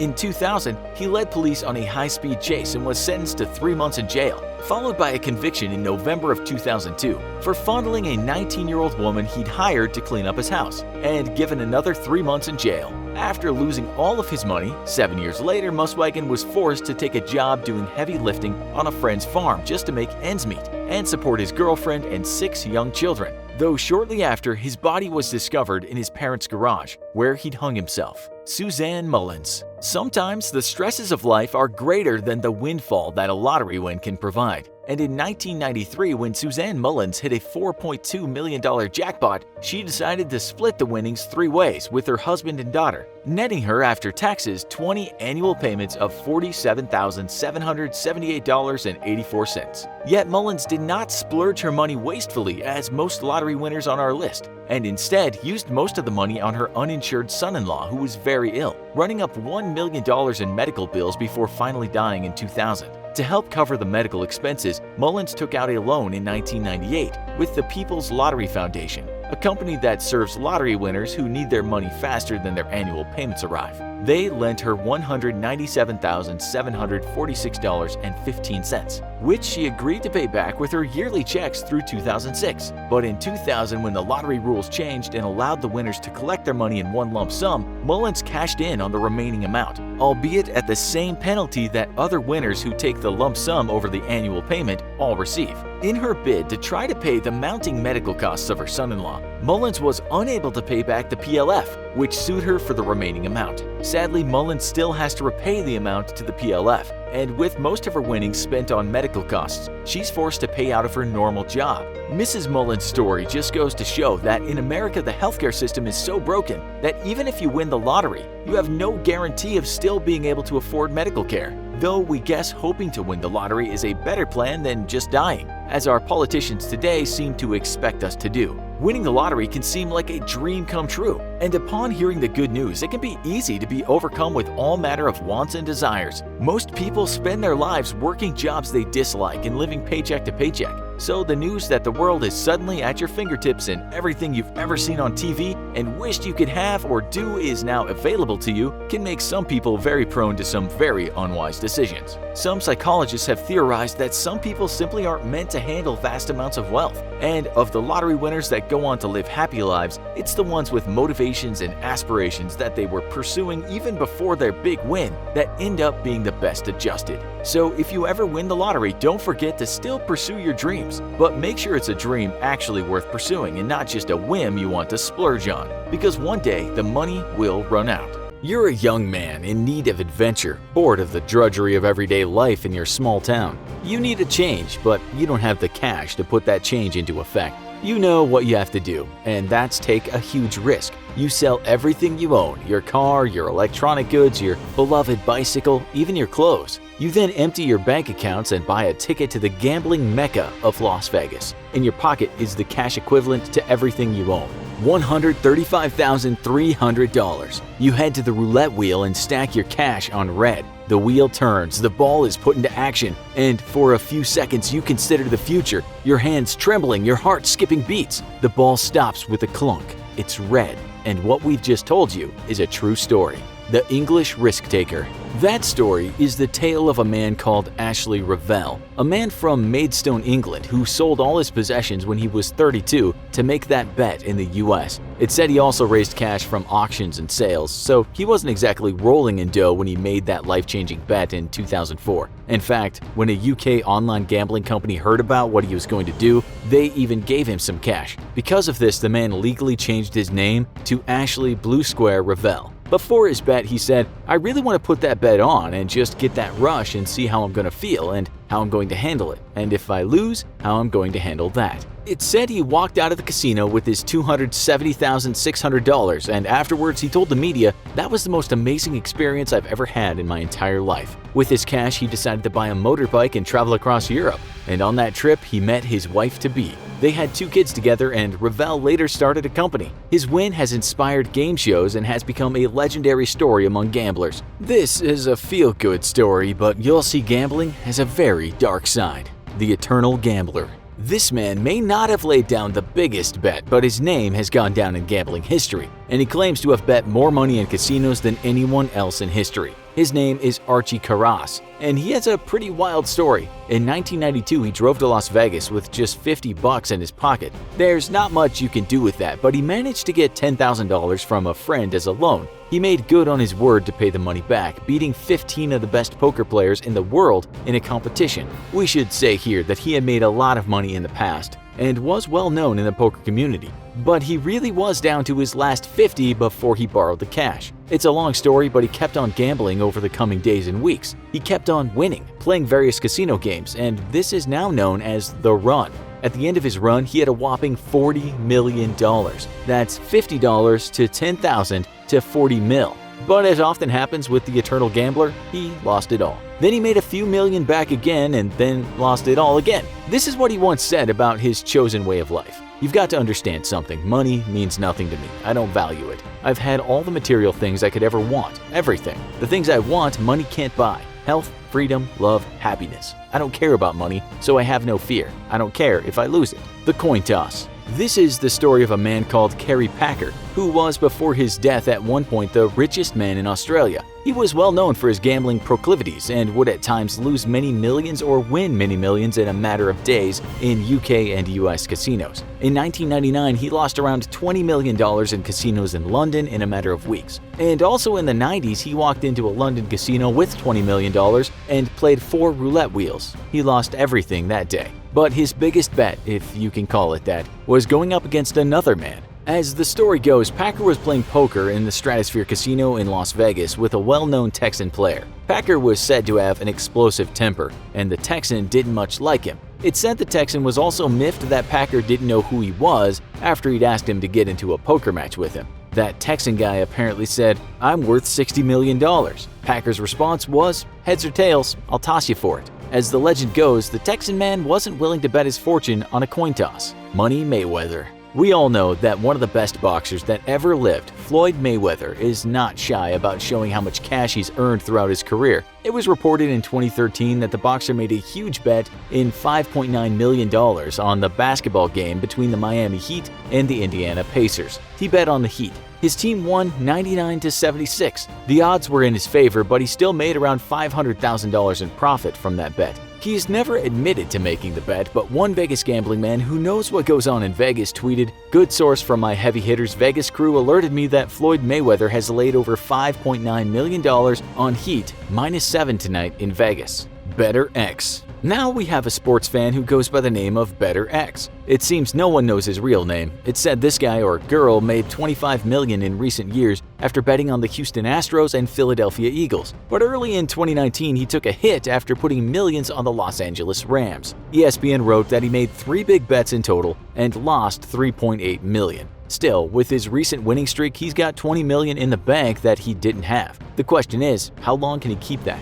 Nick the Greek. The man known as Nick the Greek, real name Nicholas Andreas Dandolos, was another high roller that had gone down in gambling history. From January 1949 to May 1949, he played a 2-man poker match against another legend called Johnny Moss. At the end of the match, the Greek man was down severely, and it said he uttered the words, "Mr. Moss, I have to let you go." We don't know exactly how much he lost against Moss, but some reports state it was as much as $4 million. In 1949, that was a lot of money, and if you convert that into today's money, it's over $21 million. That's some loss. The underdog. This was by no means the biggest bet ever made, but we're including it because it's such a cool story. It's about a British soccer team, football to the Brits, called Leicester City. This team was a massive underdog and no one in the world thought that they could win the Premier League. It's difficult to explain if you don't know your soccer, but just imagine a lower-rung team from any sport that you know certainly don't have a chance against beating the big teams. In British soccer, the good teams almost always seem to win the league, but not this year. At the start of the season, the odds for Leicester winning the title were 5,000 to 1. That's how bad the team was. But some people did make a small bet, and we're talking about a fistful of pounds. The thing was, as the team were on the winning streak, betting companies gave the gamblers the option to cash out. Some took that option and took home a handsome $100,000 from a very small bet, but others stayed in, believing their team would win the title. It said one gambler won $250,000, but he put his money on when the odds were 2,000 to 1. With Leicester winning, the bookmakers took a huge loss that year to the tune of around $30 million. Go Dodgers! It's said to be one of the biggest sporting bets in history. The gambler became known as the Let It Ride bettor. All we know about the man is that he was younger than 30 at the time he made the bet and of Eastern European descent. USA Today reported in 2017 that this man started betting on World Series games in baseball, but he let the bet ride, which means when he won one game, he put all the money on Game 2. If he won Game 2, then he put all his cash on Game 3. He kept winning, and by the time he had won Game 6, he had amassed a massive $14 million. But to get that, he had to risk $8 million, on which he bet that the Dodgers would win. Think about if he had bet wrong on that last game. USA Today writes that the man was even thinking about betting his $14 million on Game 7, but he backed out. According to some sources, he's known in Las Vegas for betting heavily and has placed very large bets on UFC fights in the past. Some people think he doesn't even exist and is actually a betting syndicate. The Phantom Gambler.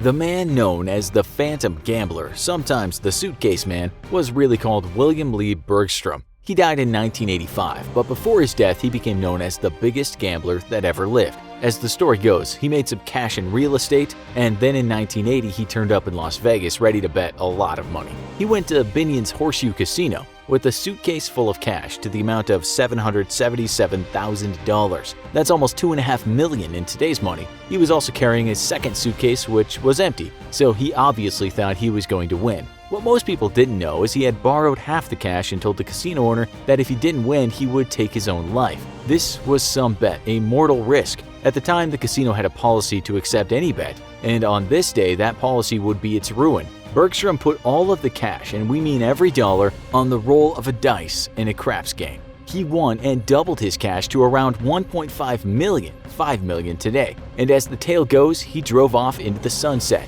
The next day, the LA Times printed the headline, "Mystery Man Wins Fortune." The paper interviewed the casino owner who said he was cool, he really had a lot of gamble in him. It would be a long time before the Phantom would turn up again, but he did go back to Vegas and the year was 1984. Again, he had a suitcase full of cash, but this time $538,000. On this occasion, the shooter rolled a 7 and that was a loss for Bergstrom. There was an eerie calm before Bergstrom went and ate some enchiladas. A few days later, he tried to kill himself but failed. His father tried to counsel his son back into good mental health, but his depression and addiction were seemingly irrevocable. Bergstrom went missing one day and his father called the casino bosses and told him not to take bets from his son. Bergstrom had actually gone to Vegas with forged cash, but that didn't work out for him. On February 4, 1985, he was found dead in a hotel room after consuming a large number of pills. He was just 33 years old. Prior to humans using coins as currency, they'd barter for things, such as tools used for hunting. But eventually, it just made sense to create something used as a unit of value,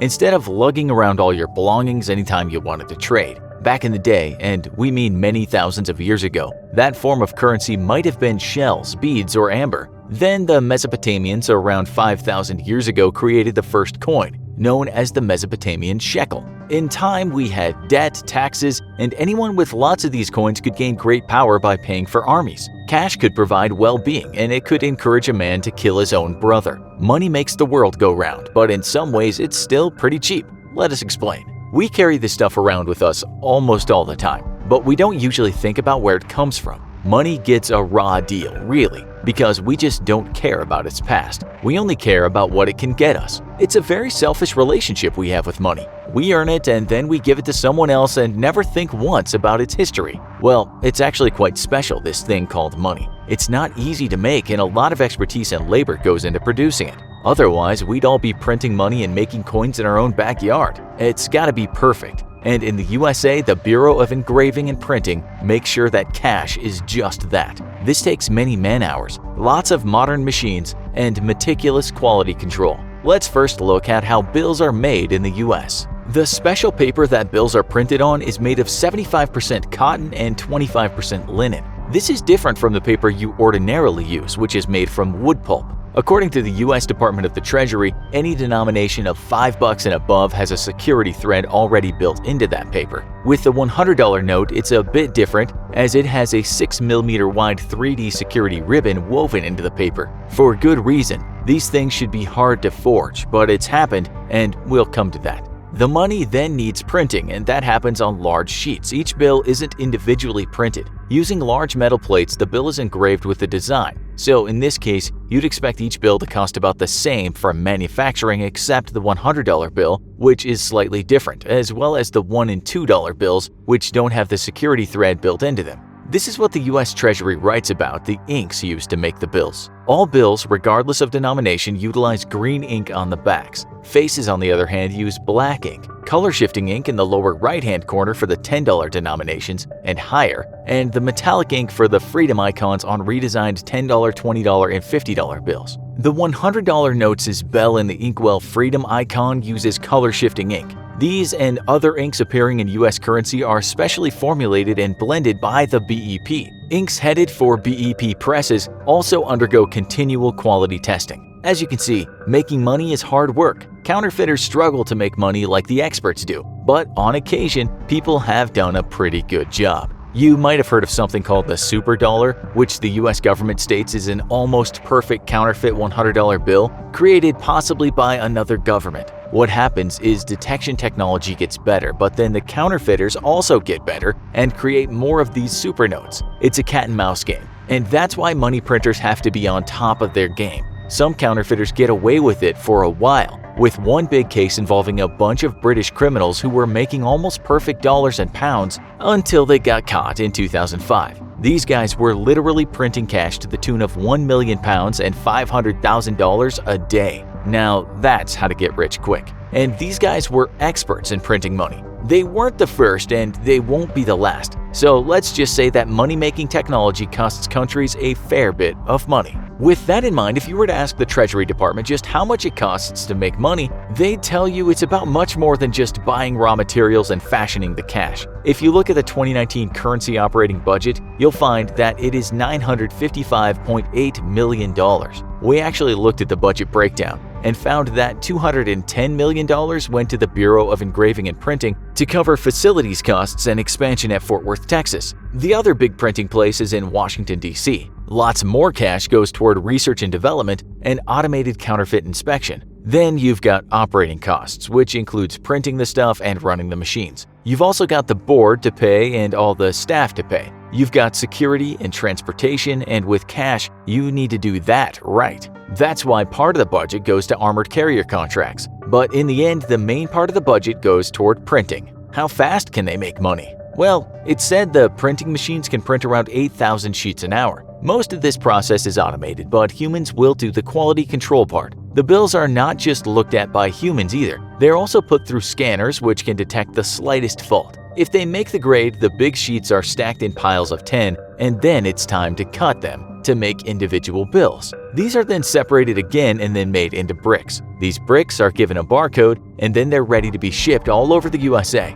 You might be the guy whose job it is to move the pallets around that contain the boxes of bricks. It might be quite the frustrating job if you're low paid and surrounded by tons of cash all day. You can actually find reports of people stealing cash, sometimes a lot of cash, but then getting caught. One guy was arrested after it was found he'd been hiding money inside the bathroom walls. At the time, a special agent told the press that the Bureau of Engraving and Printing is the worst place you can try to steal money because people just never get away with it. We went to the Bureau of Engraving and Printing website and looked to see how much people who worked at the facilities are paid. There are so many jobs you can do, we can't really go into them all, but we looked at various grades and steps for employees. If you're grade 1 in step 1, you'll get paid $24,633 a year. Grade 15 in step 10, and you'll get $166,500. You could be pulling pallets around, or you could be sat on the board. You could be designing the latest detection technology or working as a secretary. But this all goes toward the cost of making cash. Okay, so we had to tell you all of that to give you an idea of costs.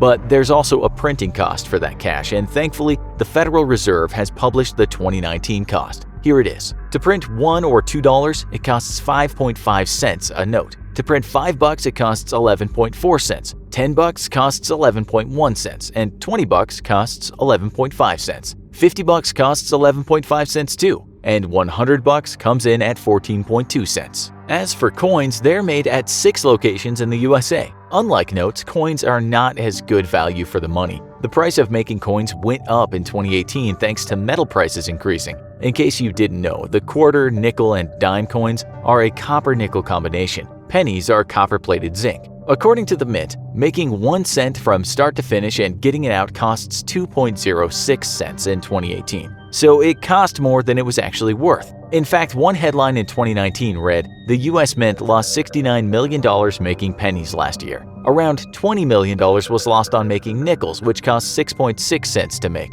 But the rest of the coins did make the Mint some cash, because dimes cost 3.33 cents to make and quarters cost 8.24 cents to make. You could almost say that when you have a quarter, you don't just have the biggest coin, but you also have the most profitable coin. Your pennies are dead in the water. You may as well throw them in the next fountain you see. Over in the UK, they have those nice-looking £1 and £2 coins, and even the commemorative £5 coin. We tried to find out how much it costs to make these pretty things, but found this message on the Royal Mint's website. The Royal Mint does not reveal exactly how much it costs to make specific coins, as such information could be used in its competitors' advantage. People have tried to work out how much it costs to make a pound and have come up with around 4 pence, about 5 cents. But we can't say that this is what it costs for sure. The same goes for making British currency bills. We can't find the exact cost as it's not published. We do know that when the new polymer notes were introduced, that change cost a lot of money, as it required new machinery and new technologies. But the Bank of England said it would soon make that money back because those notes last a lot longer than the old ones. You might be thinking that these new plastic notes are harder to counterfeit, but we found a lot of reports suggesting that this might not actually be the case. Australia, for example, used to have low forgery rates after the polymer bills were introduced. But reports in 2018 said forgers were back at it again.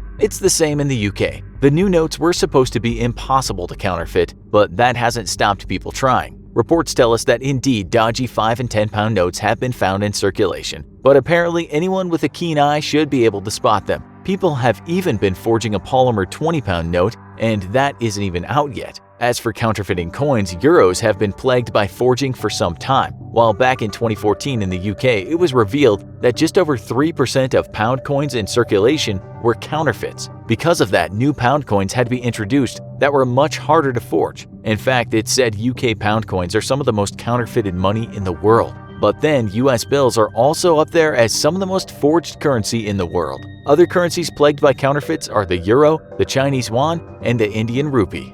Queen Elizabeth and Prince Philip are still alive and well. Seldomly do they have time to frolic around, but today they're alone together and are up for a bit of fun.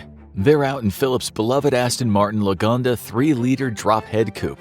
After Philip puts the pedal to the metal, Elizabeth shrieks with joy and asks him, "How much do you think this baby's worth?" He tells her an American buyer wants to give him around $640,000 for it. "Oh my," she says, "that's quite a princely sum." They both laugh at the pun, and then Philip reminds her that Charles has a 1969 Aston Martin Volante DB6 Mark II worth about $427,000.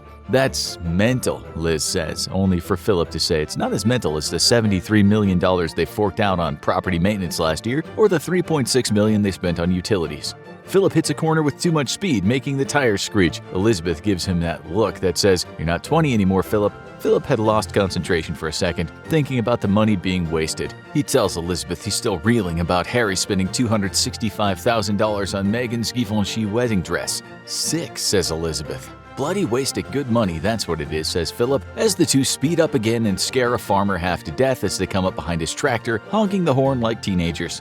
Okay, so I guess we don't have to tell you that this scene never actually took place. As much as we'd like to think the Queen used slang words like sick, we doubt she ever reacted that way when she heard about her family's Titanic expenses. What is true, though, are the numbers we've given you. In 2016, Forbes reported that Philip's beloved drophead was about to be auctioned at the Imperial War Museum in Duxford, Cambridgeshire. The car was expected to fetch the price we told you, £450,000 or $640,000. We got that information about property maintenance and utility bills from the Sovereign Grant and Sovereign Grant Reserve Financial Summary, posted on the British royal family's official website. It also said that the royals paid a whopping $1.3 million on housekeeping and hospitality. That was a drop in the ocean in relation to the Queen's total payroll expenses, which was $24 million. The cost for other staff was $3.8 million. And as for spending big when it comes to other luxuries, not something on that website. The diamond-studded engagement ring Harry bought Meghan was said to be worth $350,000. When Prince William proposed to Kate Middleton, he got down on one knee and slipped a ring on her finger composed of a giant 12-carat sapphire in the middle of 14 diamonds. This is said to be worth about $500,000 right now. Okay, so it once belonged to Princess Diana and was worth much less back in 1981 when she and Charles decided to get hitched, but that really doesn't matter.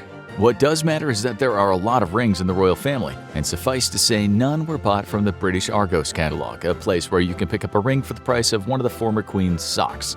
The royal family's lifestyle is not exactly cheap. From the year 2020 to 2021, its total expenditure was said to be around $108 million. As you'll soon see, this isn't exactly true. You already know where a lot of the cash goes, but we didn't tell you about travel expenses that came to around $4.8 million. But these are the day-to-day costs of just getting by. It doesn't include what the family spends on luxuries. For example, the Royal Art Collection, the biggest private art collection on the planet. This is now partly the property of King Charles III. It's said to consist of around 1 million paintings, prints, watercolors, photographs, drawings, and other objects. You'll find works by Rembrandt, Michelangelo, and Leonardo da Vinci in there. It goes back a long way, although not much in the collection was amassed before King Henry VIII. From the time Elizabeth took the throne in 1952 to when she passed away in 2022, she added about 2,500 objects to the collection. This included around 20 paintings, not cheap ones either. We know she picked up modern works from the likes of Lucian Freud and Andy Warhol, but she bought them with her own money. We can't say what the entire collection is worth, but we're talking about a hell of a lot of money. Some say around $10 billion. The Rembrandt portrait alone is worth millions. Still, we should remember that the crown jewels are part of the collection too. They might be worth about $5 billion. That's a wild guess. Even though it's a private art collection and the royals can add to it, they can't sell it. All we want to point out is that the royals tend to spend a lot of money. She had to pay for that stuff, unlike the land portfolio she inherited and that Charles just inherited.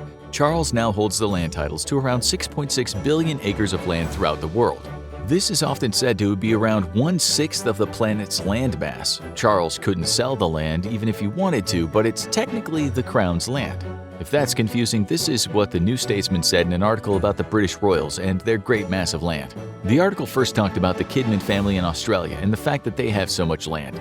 It added, theirs is the largest private, non-monarchical, non-state landholding on Earth. The Kidmans cannot own land in Australia, only the Queen does so there. What the Kidmans possess is a mixture of specific crown leases for fixed periods of time and freehold leases for indefinite periods. Another article said, due to the doctrine of tenure, the law in Australia holds that the Crown has absolute ownership, notwithstanding any native title claims. As we said, this land cannot just be sold, but if we were to consider the value of the Crown land around the world, we're talking many trillions of dollars. Just bear in mind that much of Australia and Canada is Crown land, but the royals aren't making money from it. Then there are the properties the royals do have in the UK called the Crown Estate. This is sometimes referred to as the sovereign's public estate. It's not part of the new king's private estate, nor does it belong to the government. It does make money though. This includes forests and farms, office blocks, and racecourses. It's made up of parts of the seabed, think oil, retail parks, shopping centers, and posh streets in London. But again, the money made from these properties does not go directly into the royal pockets. The money is mostly given to the British government. There's a lot of money in these properties, with the portfolio of assets in 2021 said to be worth in the region of $16 billion. That year, there was $521 million in revenue and $288 million in net income. 3/4 of it went to the UK Treasury and 25% went to the royals. The Queen has even owned McDonald's restaurants before. The UK media reported in 2016 that she had sold some land on Bath Road Retail Park in Slough for around $180 million. There was a branch of Mackie D's there, to use a British expression. When the land was sold, the Crown Estate made millions on its investment. Okay, we understand if this is a bit confusing for you because right now it doesn't seem very clear where the royals get their cash to buy those expensive cars and diamond rings. It sounds confusing because it is confusing, but we'll try to make things more clear right now. When the Queen popped her golden clogs this year, the media was saying she left behind about $88 billion in assets and had a personal fortune of around $500 million. Some reports said she made much of that money from investments, art, jewels, and real estate. But we must remember that she inherited a lot. We already told you about the expenditure of the royal family, which you'll remember was over $100 million. This was paid for by the British government and came out of what's called the sovereign grant. It didn't cover everything by a long way. As you'll soon see, the people also paid. Anyway, the sovereign grant pays for all the day-to-day stuff, as well as palace receptions, visiting schools and other places, and traveling around the world. This can be expensive. One of the Queen's solitary train journeys before she died cost almost $35,000. In 2022, Charles's trip to Barbados cost almost $150,000. The cost of William and Kate going to Belize, Jamaica, and the Bahamas was over $240,000. We've seen the receipts. The royals are open to some extent about what they spend, although, as you'll soon see, not always open about how they make money. The Queen used to get about 15% of the Crown estate profits, but that went up to 25% in 2017 because she wanted about $380 million to do up Buckingham Palace. This 25% of the profits made up most of the sovereign grant. Even if the Crown estate didn't bring in any money, the royals would still get their full whack of cash from the government. The Treasury would just pay. As we said, the public pays too, for things such as metropolitan police costs, likely several $million per year. General security costs for the royal family could be as much as $100 million per year. Military procession costs, we don't know, and it depends on what happens in the year. And local government logistical costs, we also don't know. The true cost of these things is unknown, but a report in the BBC recently cited a paper called The True Cost of the Royals. It said on top of that $108 million expenditure, the public pays around $262 million. So the cost of the royal family is estimated to be over $370 million a year. The good news for Charles is that unlike everyone else in the UK, he didn't have to pay the 40% inheritance tax when he inherited everything. This is because of something the Queen signed in 1993. That's when Prime Minister John Major said it wouldn't be fair to charge the royals inheritance tax. The new rule said the royals have surrendered what they own to the government, i.e. the Crown estate profits, the art collection, etc., so it was ruled that it would be inappropriate for inheritance tax to be paid in respect of such assets. Still, that's only in relation to the Crown estate cash.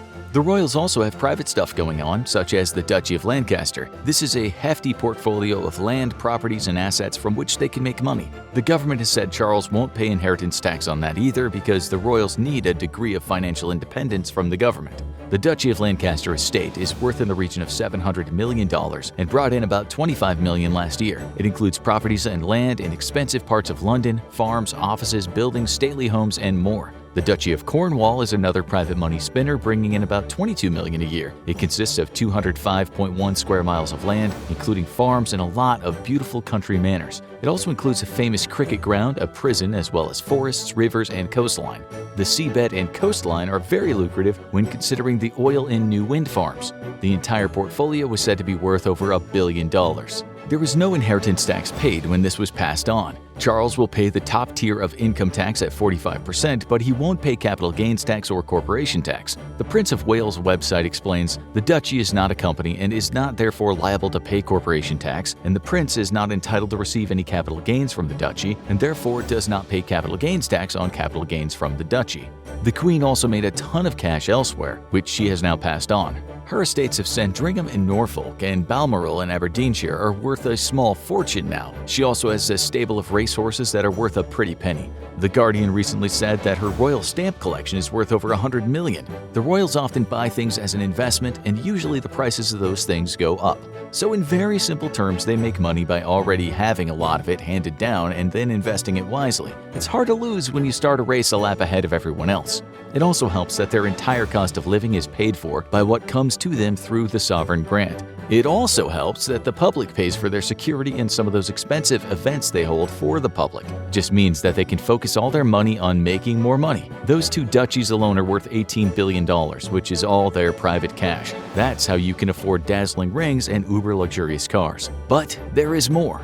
There is all the secret money. Something like $193 million in royal wills will not be published. The Windsor family has gone to great lengths to ensure the public can't know the content of what is said to be in 33 wills. These assets are private things such as jewelry, art, property, and whatever else the royals might accrue throughout their lives. Also, when you have power, you're always able to make a bit on the side. The New York Times wrote this year that Prince Charles had received $3.1 million in donations from a Qatari billionaire. Some of it apparently arrived in shopping bags. It also said that his charities got $1.21 million from the family of Osama bin Laden, and it's currently being investigated if he accepted a cool $2 million from a Saudi tycoon in exchange for a knighthood. Still, how much Charles knew about this is up for debate. But he certainly knew about the $3.1 million because it said he collected the bags full of cash in person. It wasn't illegal, we're just telling you how a royal might make money. It also helps that the royals can evade taxes at times. The media reported in 2012 that Charles's estate was engaged in a well-entrenched tax avoidance scheme. In 2017, once the so-called Panama Papers were published, The Guardian wrote, the Queen's private estate invested millions of pounds offshore. It said the money from the duchies was coming in and then being invested in dubious businesses whose offices were located in small islands far away from the prying eyes of the tax collector. The BBC wrote, the Duchy of Lancaster, which provides the Queen with an income, held funds in the Cayman Islands and Bermuda. The Queen might have known nothing about this, but again, it just shows how money can be made. You can find legal loopholes to avoid paying taxes if you're rich. If you're poor, well, don't even think about fixing someone's toilet for cash in hand. Ask Prince Andrew about having friends with benefits, one royal who certainly doesn't have the best reputation right now. He stands accused of taking around $806 million from a Turkish millionaire on the promise of helping someone get a British passport. The bankers involved with the transaction were told it was a wedding gift for Princess Beatrice. Before Andrew stepped down from his duties, he was being paid around $270,000 a year, and we're not sure if the Queen kept giving him cash after that. He also got an army pension of about £21,000 a year, but that's nothing compared to the $16 million he got when he sold one of his properties to the son-in-law of the former president of Kazakhstan. He got much more than the $3 million he paid for it, and the transaction was done through an offshore trust in the British Virgin Islands. It probably helps to have mega-rich friends too. Andrew's ex-wife Sarah once borrowed money from Andrew's now-dead close billionaire buddy, the infamous Jeffrey Epstein. This year, Andrew paid an out-of-court settlement probably costing millions, and no one knows where he got the cash. Some people think the Queen gave it to him from her private fortune. No public money has been used to pay legal or settlement fees, said the British Treasury, but it shows that there are emergency funds for when the royals need them. At the end of the day, we'll never quite know how the royals get all their money, not in detail anyway. You can't even get the truth through a Freedom of Information request. The royals are often exempt from having to give up information to the public. We all want to get away sometimes, but traveling can be expensive. Fear not, because we're here to help with some cheap flight hacks you can use right now. There are a few key things you need to do when looking for flights to ensure you find the best prices. Data analysts that have sifted through airfare prices and statistics have concluded that the factors which most directly impact how much you pay for a plane ticket are your departure day, how long you're staying for, the airport you're flying to, and how far in advance you book your tickets. Keeping these things in mind, one of the best ways to make sure you get the cheapest flights possible is to be flexible. We'll come back to this later as we explore the best hacks that allow you to fly cheaply when you have time off. Before you even think about searching for plane tickets, you must do one thing. It's the only way to make sure that airline companies don't jack up their prices for the flights you're looking for. Airline websites, along with search engines to book flights, have access to the cookies on your computer. This basically means these companies can see your search history and what websites you've been visiting. This is why when you search online for a new bike you want to buy, suddenly your social media is filled with ads for bikes. Airline companies do the same thing. If you search for flights to Bermuda, the airlines can use that data to increase the prices you see for their Bermuda flights. This is messed up, but it happens all the time. So how do you stop airlines from jacking up ticket prices for flights you're looking for? The best and easiest way is to use incognito mode on your internet browser, or use a browser extension with extensive cookie blocker options like Firefox or Brave. By being incognito, it means none of your cookies are stored once you start a new session. This allows you to search for flights with a blank slate, and keeps the airline company's algorithms from raising the prices for the flights you need. Using a browser with extensive cookie blocking options also allows you to do this as well. We cannot stress how important it is to search for all flights using incognito mode, so that companies cannot use your cookies to manipulate what you see and their prices. That being said, you should always close an incognito window after doing a few searches and open a new one to make sure you start fresh with no cookies. Each time you reopen an incognito window, your cookies are reset, making sure that none of your previous searches can be accessed by the booking sites or airlines. The more you search for the same flight route, the more likely the prices will start to rise. Booking sites do this to try to trick you into buying tickets for the flight before they go any higher, even though they're the ones purposefully raising prices. So if you're ready to start looking for cheap flights, remember this hack. Always search in incognito mode. We've all heard that there's a best day of the week to buy plane tickets. Oftentimes people will say that buying airplane tickets is always cheapest on a Tuesday or a Wednesday. However, the data does not support this. On any given week, the cheapest day to buy tickets can change. It actually depends more on the day you leave. That'll determine the lowest price, with weekday flights often being cheaper than weekend flights. The best hack for identifying the cheapest day to fly is to use a website like Skyscanner, where you can see prices of flights for an entire month to determine which day is cheapest to fly. For example, if you know you want to travel a certain month or week, you should do a little research first. Put your browser in incognito mode, then select a one-way flight to your destination. But instead of entering a date, select the whole month or flexible dates option to view review the prices of flights across multiple days. This way, you can choose the cheapest day to fly and save some money. After you've done your research, make sure you write down when you want to leave, close your browser, and reopen it in incognito mode to find the cheapest return flight using the same process. This hack will help you save a little extra cash if you plan ahead. It should come as no surprise that non-stop flights are more expensive than ones with layovers. If you don't mind grabbing a drink at an airport bar or sitting for a couple hours reading a book while waiting for a flight, it might be worth your time looking into flights that have a layover before reaching your final destination. Obviously, you need to weigh your options. If you're flying relatively close to your departure point, the extra cash a layover might save you might not be worth it if you have to fly across the country and back again just to find a layover.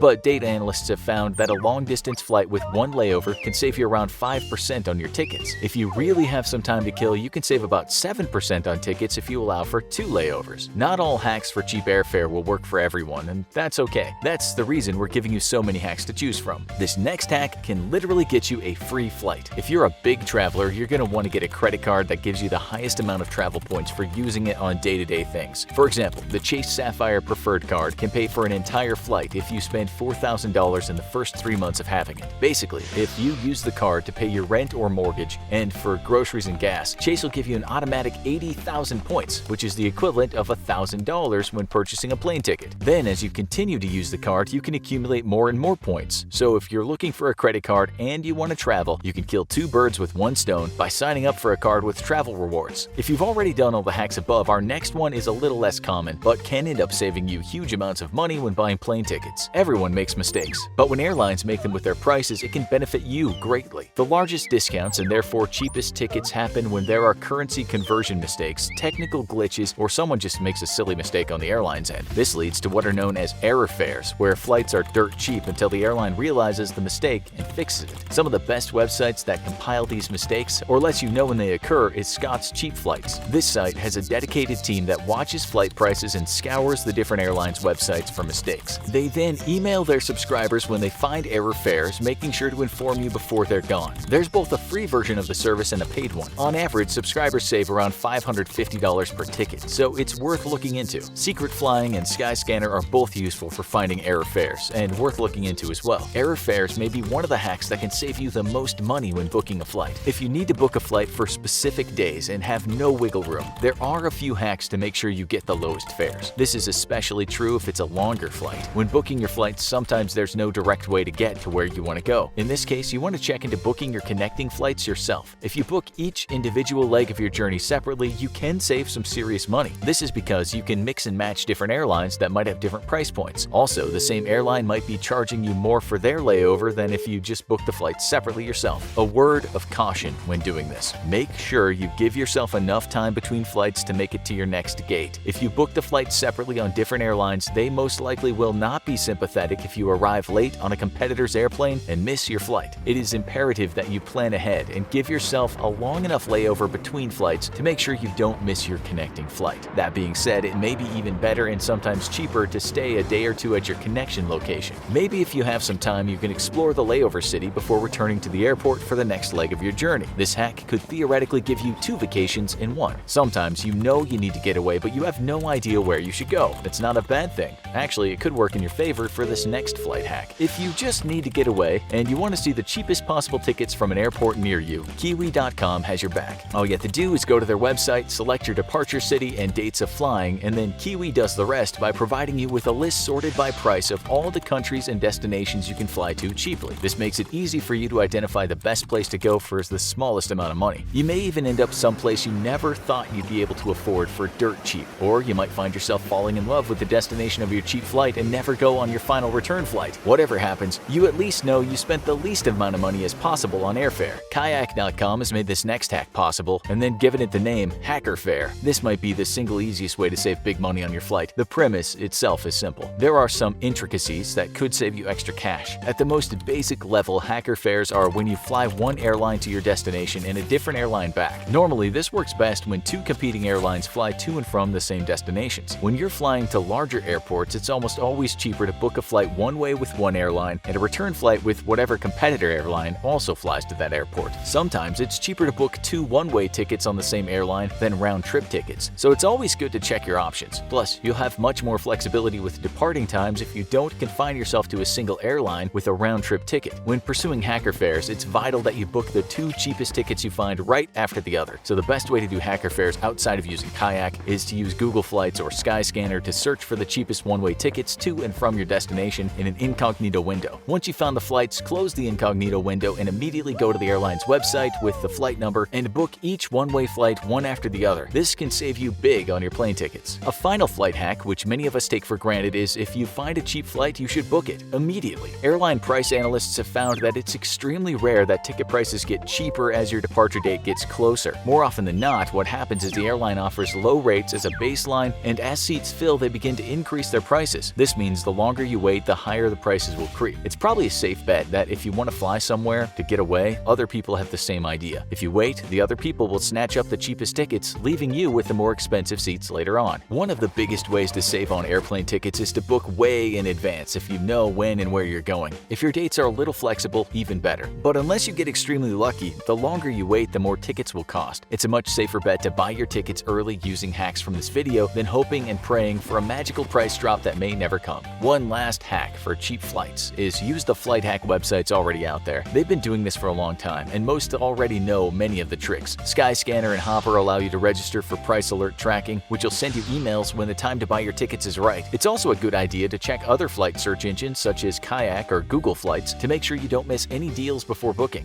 When someone dies, they don't have to worry about money anymore. But there is a surprising amount of money involved with dying.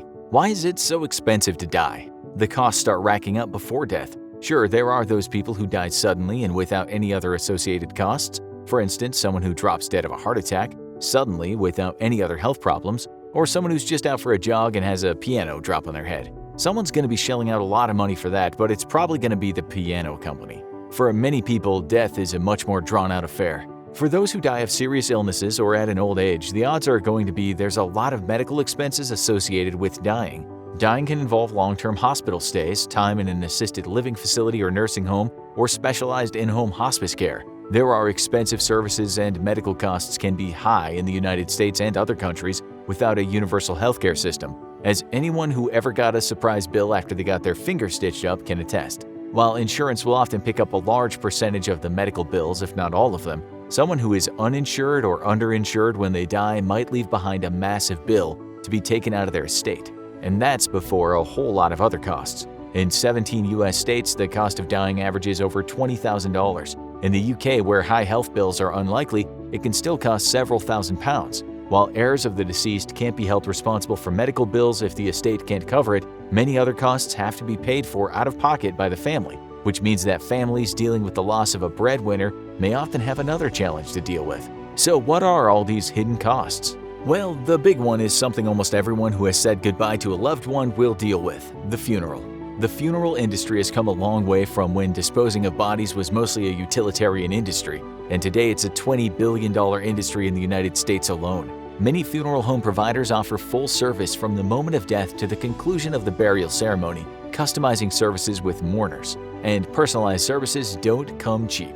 Planning a funeral is a big feat, and often families are not up to managing it themselves, especially after a sudden and unexpected death. That means the funeral home and director will manage dozens of moving parts and help them select every part of what can be a very large event. For people with a lot of friends and family, a funeral can often resemble a wedding in what's needed. You'll need a large event facility, either indoors or outdoors, enough to hold everyone who wants to come. You'll want flowers and decorations, often personalized, and in many cases, families want catering for a memorial dinner. And that's before getting into one of the most important parts of the funeral. Gone are the days of a coffin essentially being a pine box. The coffin industry alone is worth over $500 million in the United States today, and shopping for one offers a lot of choice.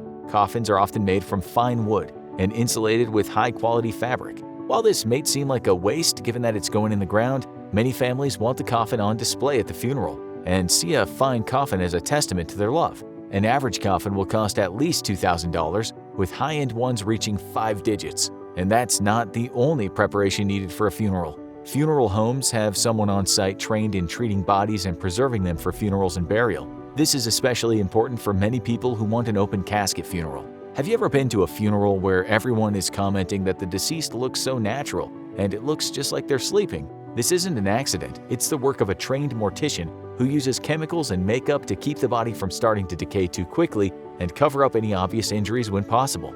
Not every funeral involves this. Some people choose a more natural burial, usually with a closed casket. But if you want the deceased to get the full makeover, it'll come with a cost. But that's not the biggest cost associated with funerals. 2 words: real estate. The most important choice people will make when planning a funeral is where they want the deceased to be buried. This isn't just a physical choice. The burial plot will likely also become a gathering spot for the family in years to come. But many cemeteries are facing a major challenge: lack of space. The population is growing and the cost of getting a burial plot is getting higher and higher. Smaller plots can be as little as $500 at a public cemetery, but can go for up to $5,000 for sought-after locations. For those who want a mausoleum burial, it can be as high as $10,000 at high-end places. And that's before you decide what to put on top of it. It's been a long tradition to have a marker memorializing a gravesite. Sure, no one's going to go as over the top as the ancient Egyptian pharaohs, although it might be tempting to build a pyramid for your beloved childhood dog Sparky, but gravestones can be pretty ornate. If you wander through a cemetery, odds are you'll see a few towering obelisks or carefully sculpted angel statues. If you want a highly decorative gravestone, the cost can vary wildly. But standard headstones with a personalized inscription will start at a cost of $1,000 or more. This can add up to a lot. Is there a cheaper way? For many families, if the deceased didn't leave behind a big estate, it's time to make some tough decisions. While holding a proper tribute for their loved one is ideal, there are ways to make it more affordable. Smaller funerals or graveside services are ideal to cut costs, and many families decide to have an online component where family and friends who can't attend in person can pay their respects virtually. Flat metal or marble markers in the ground can be a lower-cost alternative to headstones, while still paying proper tribute with an inscription. But there's one choice that many people make to cut costs. Sometimes, cremation. The burning of remains instead of burying them has become a massive industry in its own right, with many funeral homes also hosting a crematorium. We all know a friend or family member who has grandma's ashes sitting on the mantelpiece, and we probably give it a wide berth and stare warily every time the cat gets a little too close. And for those who want the simplest and lowest cost option, a basic cremation can be had for as little as $800. But that doesn't mean that many people don't find surprising costs. Cremation is a specialized service, with crematorium workers dealing with extremely hot and powerful ovens that can reduce a human body to bone ash in a short time. The cost of the equipment and training adds up, and so does the equipment it comes with. The standard urn that is at a constant risk of spilling ashes everywhere is mostly a thing of the past, with most urns sold by funeral homes coming in with specialized seals to prevent accidents. And there are many specialized and artisan urns available that can cost more than $500. But some families want a more permanent option. Some families choose the best of both worlds, cremation and a burial plot that gives them a place to visit and pay their respects. These plots are smaller and can be marked with a marker or headstone, but can still be expensive, at least $350 at a public cemetery and as much as $2,500 for a prime spot at a private cemetery. Because urns or cremation vessels can be held anywhere, it's also common to choose an above-ground spot in a mausoleum, which usually is more expensive. Well, at least the deceased doesn't have to worry about any of this, right? Not exactly. Because the funeral industry has become so big and expensive, many people are starting to think about these questions long before they're gone. It's like planning in advance for a vacation that no one wants to take. No one wants to put their loved ones into debt to pay for their funeral. So they're starting to take some common sense measures to make sure that expensive funeral costs don't throw the family for a loop. But those usually involve some costs of their own, paying for their own death in advance. The first step is to get life insurance. This will ensure your loved ones a payout if you die under most circumstances. This is especially important for breadwinners and single-income families, even if they don't expect to die anytime soon. Of course, the problem is that insurance companies don't want to pay out, so life insurance becomes more and more expensive as people get older. A 10-year policy on a 90-year-old probably isn't a good investment for the company. Whole life insurance is available, but it can be very expensive. But if you don't want the family to have to pay any death-related costs, that can be achieved too. Most of the time, people walking into a funeral home are the family of the deceased, but sometimes it's a healthy and happy person looking to arrange a funeral, their own. Most funeral homes will arrange end-of-life plans for people years or even decades before it takes place, down to the slightest detail. Want to rickroll the guests? They'll put that in a funeral plan and file it away, although it might not seem as funny when you're 85. And you can pay in advance too, over installments for many years. If you go before it's fully paid off, your loved ones will only have a fraction of the costs, but in many cases there'll be nothing left to pay. Of course, some people may make more unconventional arrangements to dodge costs. With cremation, many families choose not to keep the ashes forever. They'll take them home in a simple container without a formal ceremony or burial, and a while later, once the entire family and extended circle can get together, they meet at a meaningful location to scatter the ashes. While this might seem disturbing to some, after all, it's human remains being sprinkled in a public place, bone ash is biodegradable and considered harmless to the environment, so it's legal in all public places unless there are security issues. Private locations are dependent on permission of the owner, but that doesn't always stop people. A particularly popular spot is Disney's Haunted Mansion, as Disney-loving fans try to add a 1,000th to the famous assortment of 999 grim grinning ghosts. But that's not the only low-cost option for burial or cremation. Some enterprising companies have started offering unconventional ways to use cremation ashes, as they pose no health hazard and mix into things easily. Did Grandma always love to paint? Her ashes can be mixed in with paint and used to create a work of art. Did Uncle Billy like to live it up? A company specializing in fireworks can create a custom batch including a pinch of his ashes to send him off in style. There are even biodegradable urns that are meant to be buried and contain a tree seed along with the ashes to create a tree out of a loved one's remains, a living headstone far bigger than any obelisk. Many of these options aren't cheap, but they're usually a fraction of traditional funeral and burial with all the frills. And it's likely to just continue going up. People are living longer, and that means they're more likely to need healthcare before they die. Cemeteries aren't easy to maintain, and the demand for burial plots is growing as the population does. And with many funeral homes offering digital services like online memorial walls, it's becoming a more skilled and versatile position all the time. That adds up to one thing: a growing and complicated sector that will fetch a high cost for its services. There are only two things certain in life: death and taxes. But until scientists manage to cure the first, the high cost of death might be the third certainty. For another unconventional way to dispose of remains, check out composting humans is now legal in these US states. Or try this video on for size instead.